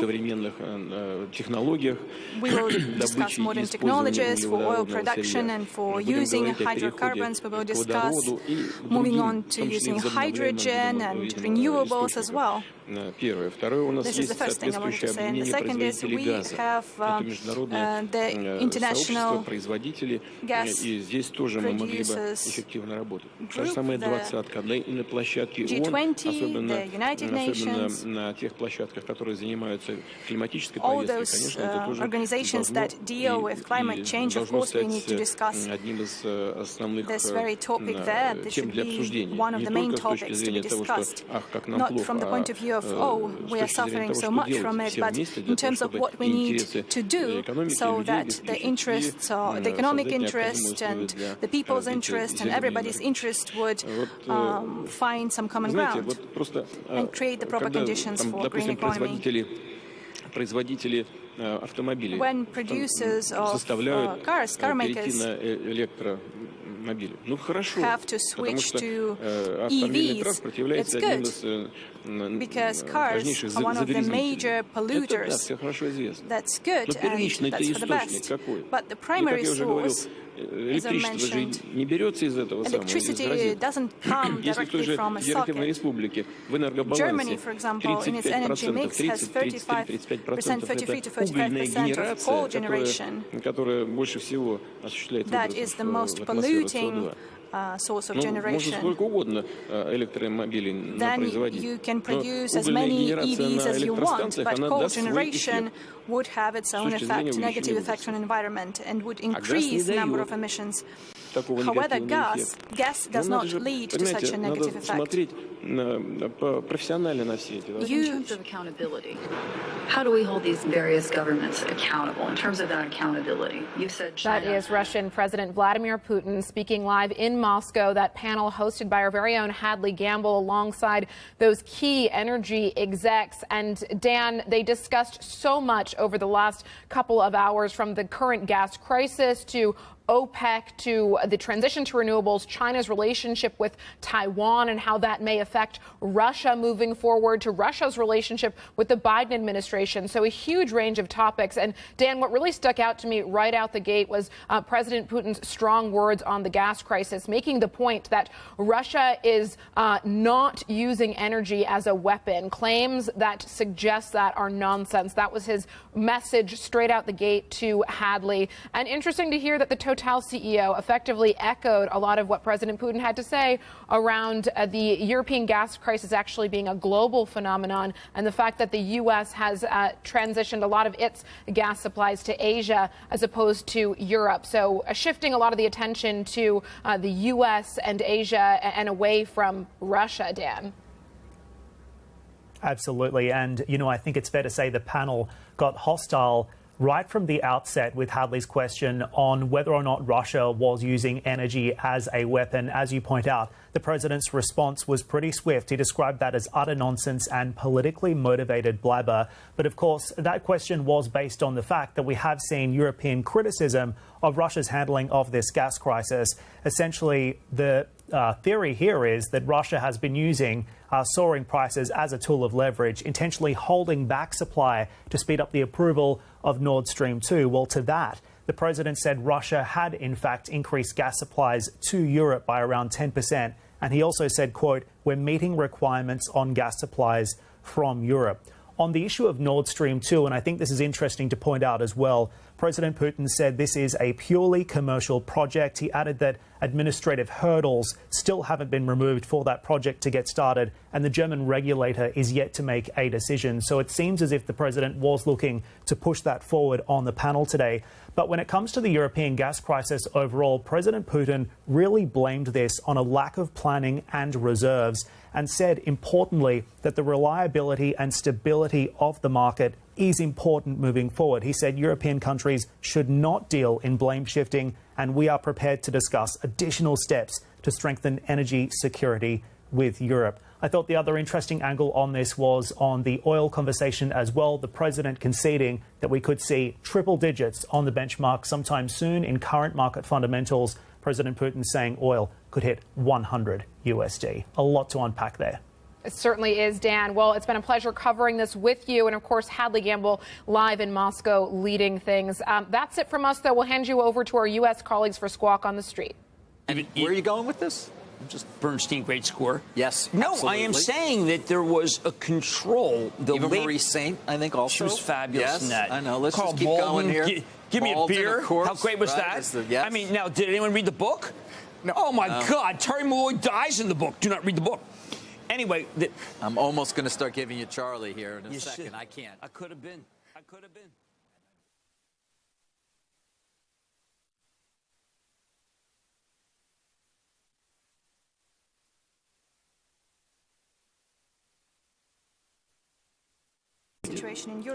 Я уже, мне кажется, достаточно убедительно показал, что то, что происходит сегодня на энергетических рынках Европы, это в известной степени рукотворный результат недальновидной политики. Но это их проблема. Мы готовы участвовать в том, чтобы таких проблем не допускать. Просто нужен, как я еще раз повторяю, честный, откровенный диалог. Вот мы встречаемся, работаем на постоянной основе с нашими партнерами в Европе. И мне кажется, что понимание того, что нужно наладить вот этот откровенный прозрачный диалог есть, но мы посмотрим, как это будет на практике происходить. The Europeans have a trust deficit with Russia, and it's not just because of this current crisis in the gas market. It's also, of course, the massing of 80,000, 100,000 Russian troops on the Ukrainian border. At what point do you believe that you will solve these issues with your European partners? Because it requires dialogue. Would you be willing to talk to NATO directly? Да, мы напрямую готовы общаться и с НАТО, в том числе, что касается наших солдат, то они находятся на российской территории. Мы проводили учения совсем недавно, это правда, Запад 2021, это крупные учения. Мы проводили учения на своей территории. Наши так называемые партнеры американские тоже проводят такие же крупномасштабные учения, но за тысячи километров от своей национальной территории. Не мы же приехали туда под Вашингтон или под Нью-Йорк проводить учения, а они приехали к нам и проводят учения у наших границ. Как мы должны на это реагировать? Мы проводим свои учения. Повторяю, на своей национальной территории. Здесь нет ничего удивительного, и мы ни перед кем отчитываться за это не собираемся. А наши партнеры, по сути, сами разрушают все договоренности, которые были достигнуты ранее, в том числе по мерам доверия в Европе. Это касается расширения на восток, о чем я уже многократно говорил. Это касается определенных дисбалансов в прибалтийских государствах, которые вообще выводят из всяких зачетов и так далее. Вооруженных сил. Мы ничего не нарушаем. Ничего. Мы не вышли ни из договора по противоракетной обороне, не выходили из договора по ракетам меньшей и средней дальности, мы не выходили из договора по открытому небу. Не мы это сделали. Это сделали наши американские партнеры. Но чтобы снять с себя ответственность за это, переводят стрелочки на нас. А средства массовой информации раздувают эту тему в интересах тех, кто им за это платит. Вот и все. Ничего здесь такого необычного в мире не происходит. Но мы будем делать то, что считаем нужным, защищая свои интересы и обеспечивая свою безопасность. Я исхожу из того, что... Missile that flies at Mach 3 and is precision guided. Нет.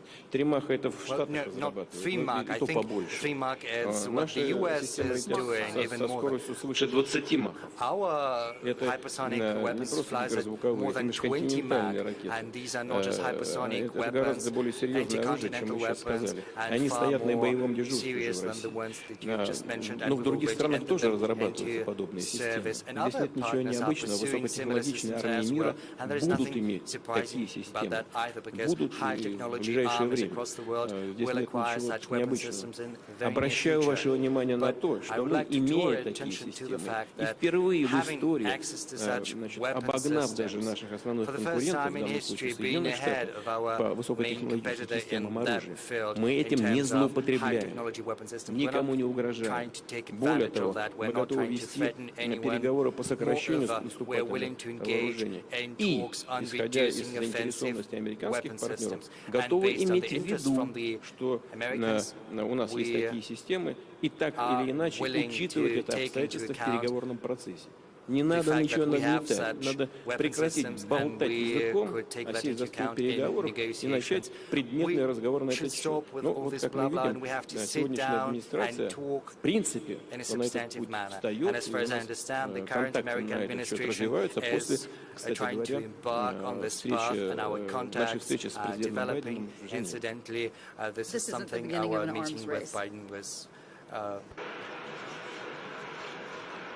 Это, я должен сказать, что это гонка вооружений на марше, к сожалению. И началась она после выхода Соединенных Штатов из договора по противоракетной обороне. Обращаю ваше внимание на то, что еще в 2003 году я сказал нашим партнерам: не делайте этого, не выходите, пожалуйста, из договора по ПРО. Это фундаментальная вещь, краеугольный камень международной безопасности. Что такое ПРО? Это не просто защита. Это получение, попытка получить стратегические преимущества, обесточивая ядерный потенциал вероятного противника. То есть наш потенциал. Что мы должны сделать в ответ? Я же много раз на этот счет говорил. Если вам интересно, повторю. Или создать такую же систему, которая стоит огромных денег, и неизвестно еще, как эффективно будет работать. Либо создать другую систему, которая, безусловно, будет преодолевать ПРО. Я сказал, мы это сделаем. Ответ от американских партнеров был такой: наше ПРО не против вас, вы делаете, что хотите, будем исходить из того, что это не против нас. Мы это сделали. Какие претензии? А теперь не нравится. Теперь говорят: ой-ой-ой, у вас там такое гипероружие. Ну, не нравится. Скажу, а нам нравится, когда вы выходили из ПРО. Не мы это начали. Но мы готовы сейчас иметь в виду объективно сложившиеся обстоятельства, вести конструктивный диалог на этот счет.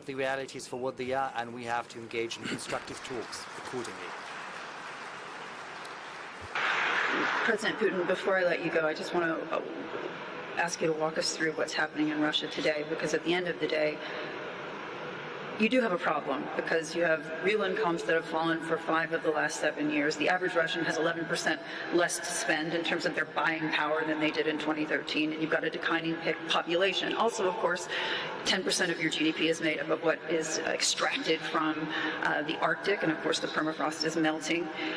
So you do have some serious economic issues and challenges. You also have the structural issues to the economy related to oil and gas, to petros, that you've talked about so many times in the past. Ronald Reagan said that freedom is prosperity.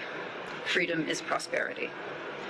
When you think about that with regards to modern democracy in Russia, in the past you've made comments to the effect that Russia wasn't ready for full democracy.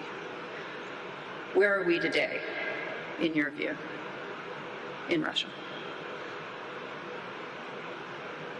Во-первых, я не помню, когда я говорил, что Россия не готова к полноценной демократии. Просто демократия понимается по-разному.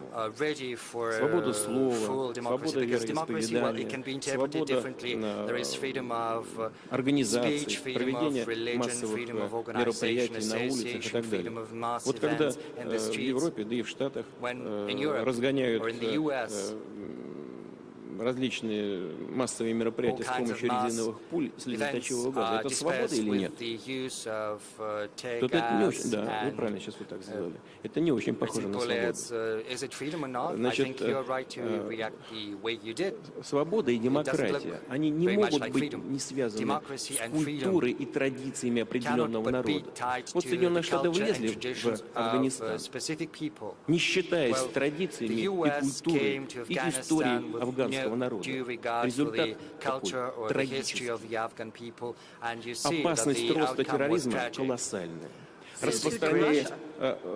Распространение терроризма по региону и по миру возросла. Вот результат. Результат того, что не посчитались в свое время с реалиями этой страны. То же самое это касается любой страны, и России. Если мы говорим о развитии демократии в России, мы должны исходить из ее культуры, из ее традиций, в том числе, скажем, традиции парламентаризма. Свыше 100 лет истории парламентаризма в России. У нас новая партия появилась, новая фракция появилась в парламенте. Все так же, как и в энергетике, а здесь особенно должно развиваться стабильно, спокойно, без всяких выбросов, негативные эмоции. Понимаете, все должно гарантировать интересы людей. И политическая система России тоже так же стабильно развивается. Для того, чтобы не допустить еще какую-нибудь революцию. Мы ленить свой на революции исчерпали. Нам нужна стабильная, спокойная обстановка, гарантирующая права и интересы граждан России и стабильное развитие экономики, социальной сферы. Вот мы по этому пути, слава Богу, сегодня идем, и, надеюсь, будем идти дальше. Переживания по поводу того, что демократия в России умерла, сильно преувеличены. Как сказал когда-то Марк Твен в ответ на слухи о его смерти. Все, не беспокойтесь, подумайте лучше о себе, о том, что у вас там происходит. Вот мне кажется, что парламентаризм в Европе страдает сегодня большими проблемами. Посмотрите на традиционные парламентские страны, что там происходит, как формируется там власть.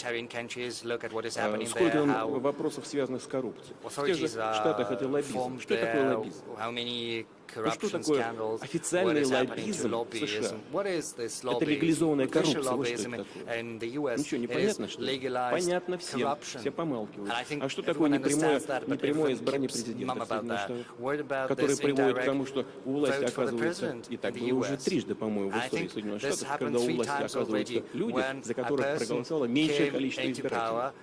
Я сейчас не буду говорить о других сопоставимых вещах. Есть ли у нас какие-то изъяны? Есть. Но это не значит, что у нас их больше, чем у вас. Я думаю, что даже меньше. Значит, теперь по поводу экономики. Да, у нас есть проблемы в экономике. Да, конечно, у нас, так же, как и во всем мире, упали доходы населения. Мы очень переживаем на этот счет. И выстраиваем свою работу таким образом, чтобы, достигая темпов экономического роста и качества этого роста, чтобы это все привело к росту доходов населения. Мы пока это процесс сложный, требующий много времени, большого внимания, административных и финансовых ресурсов, но пока вот мы не достигаем общего результата, понимая, где и что происходит, где люди нуждаются, особенно в поддержке государства, мы это делаем целевым образом, обеспечивая дополнительные доходы семей с детьми, значит, пожилых граждан. Мы это все делаем точечно и достаточно эффективно. Да, у нас инфляция, к сожалению, подросла 7,5%, констатировали 7,5%, по-моему. Это много больше, чем мы ожидали. Но вы же сами об этом только недавно сказали. Все банки в мире, кто-то из участников, печатают деньги как фантики. Да, наш нет. Я вчера только встречался с представителем Центрального банка России. Мы говорили о нашей финансовой политике. Наш нет, наш этого не делает. Но мы часть мировой системы. Значит, у нас больше даже, чем на 7,5% подросли цены на продовольствие. Мы это знаем. Но цены на продовольствие в мире насколько подросли? В мире. В силу разных обстоятельств, в том числе в результате того, что происходит на мировых рынках энергоресурсов. Да, мы часть системы. У нас есть и свои проблемы. Мы над ними работаем. Уверен, что при поддержке граждан Российской Федерации мы эти проблемы, безусловно, решим.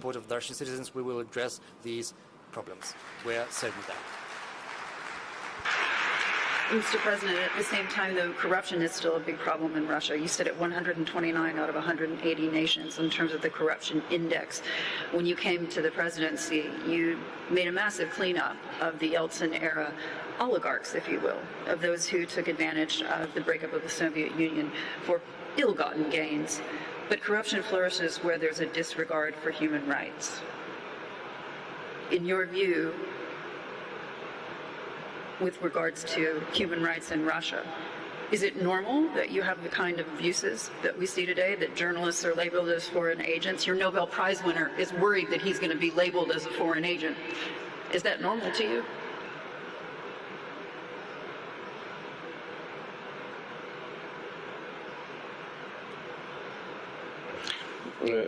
Я считаю, что ненормально, когда преследуют журналистов.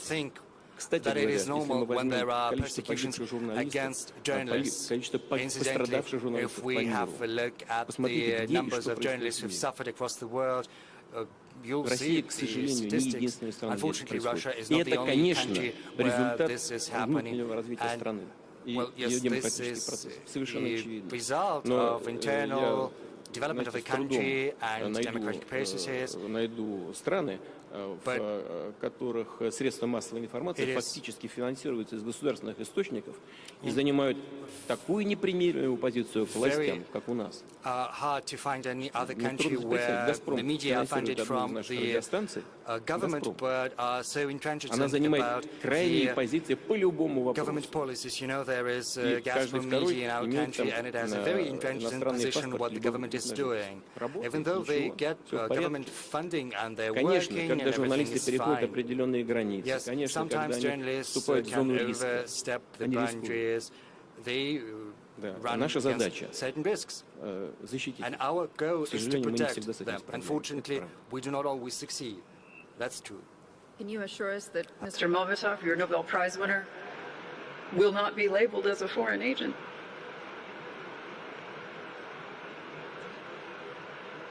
Послушайте, если он не нарушит российский закон, если он не даст повода для того, чтобы быть объявленным в качестве иностранного агента, значит, он не будет. А если он будет прикрываться Нобелевской премией как щитом для того, чтобы делать то, что нарушает российский закон, значит, он пойдет на это сознательно для того, чтобы привлечь к себе внимание, либо еще для каких-то других, по каким-то другим соображениям. Вне зависимости от таких заслуг. Каждый должен четко и ясно понимать, нужно исполнять российский закон. Что касается иноагентов, то я уже много раз говорил, могу повторить еще. Не мы придумали этот закон. Этот закон был принят в Соединенных Штатах Америки в 30-х годах и используется до сих пор и применяется в том числе к российским средствам массовой информации. Но это что? Почему в США можно, а у нас нельзя? И там, и у нас делается это только с одной целью. Для защиты внутриполитических процессов от влияния извне.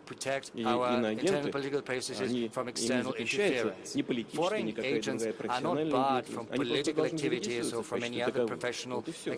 А в США за это прикреплены уголовное преследование. Поэтому мы знаем, что мы делаем, и будем делать то, что соответствует интересам Российской Федерации. Final question, Mr. President. With regards to this specifically, I mean, you're ex-KGB. Is there really a fifth column in Russia led by the likes of Alexei Navalny that you're so worried about? What is it? What is it that worries you so much about those in the opposition, that you have to jail them? Если вы посмотрите на уличные протесты, то вы поймете, что далеко не все в тюрьме. Люди работают. Тех, которые не нарушают законов, соответственно. Что касается фигурантов, о которых вы сказали, они вообще находятся в местах лишения свободы не за политическую деятельность, а за уголовные преступления, в том числе в отношении иностранных предпринимателей, работающих в России. Причем неоднократно. Более того, им неоднократно, по сути, прощали их нарушение закона. Given them for those three passings several times, and какие-то последствия для тех, кто это делает. You have to И be не aware of the нужно consequences of злоупотреблять that type of trip passing. доверием So you общества certainly should not abuse для того, чтобы the trust of the добиваться, в society том числе, экономических in order to achieve преимуществ, certain защищаясь economic advantages by pretending and using the political activity as a cover-up, and that Что relates to the касается particular в person you целом referred to. оппозиции, As она у for нас the opposition in general, работает, I would жива, say the political opposition in власть, Russia exists, it причем works, критикует it так жестко, повторяю criticizes еще раз, как, the ruling может быть, в power, других and it странах это не делают. criticizes the current political power very rigidly, sometimes much more rigidly than it is done in other countries. You can compare it to other media. That is what's happening from the side of the Russian opposition and Russian media. They work fine. More than that, some of them are even getting financing from Gazprom, like I said. Gazprom is selling gas to Europe and is financing opposition media in Russia. If you haven't heard about that, I'm very happy to inform you. Please note that as well. Then you would understand a lot of things. Well, it certainly hasn't kept some of our panelists from investing in Russia. Folks, unfortunately, I'm getting the wrap sign, so I'm going to have to leave it there. 20th anniversary of Russian Energy Week. Mr. President, thank you so much for joining us. Panels as well. Everybody have a great day and enjoy the conference. Я хочу поблагодарить нашу I also would like ведущую, to thank our moderator. которая, мне кажется, создала I определенную believe атмосферу. Hadley has created a very special atmosphere here. Наших коллег, And I also would like to thank our colleagues and our friends from the energy companies who have made it possible despite a very tense schedule. I know that you are very busy at the moment.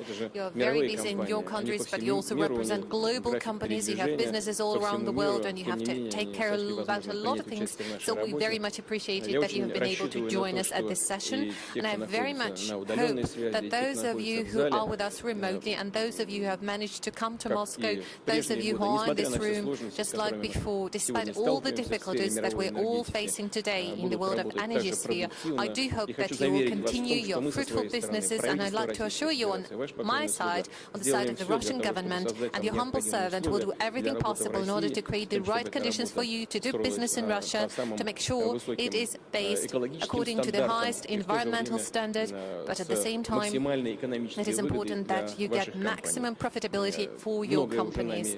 A lot has been done by us already during the previous years, and I'm quite convinced that even more will be done in the interest of world energy sphere in the future. And certainly we'll do more for the countries where we operate. So thank you very much for your participation. Большое спасибо. Thanks a lot.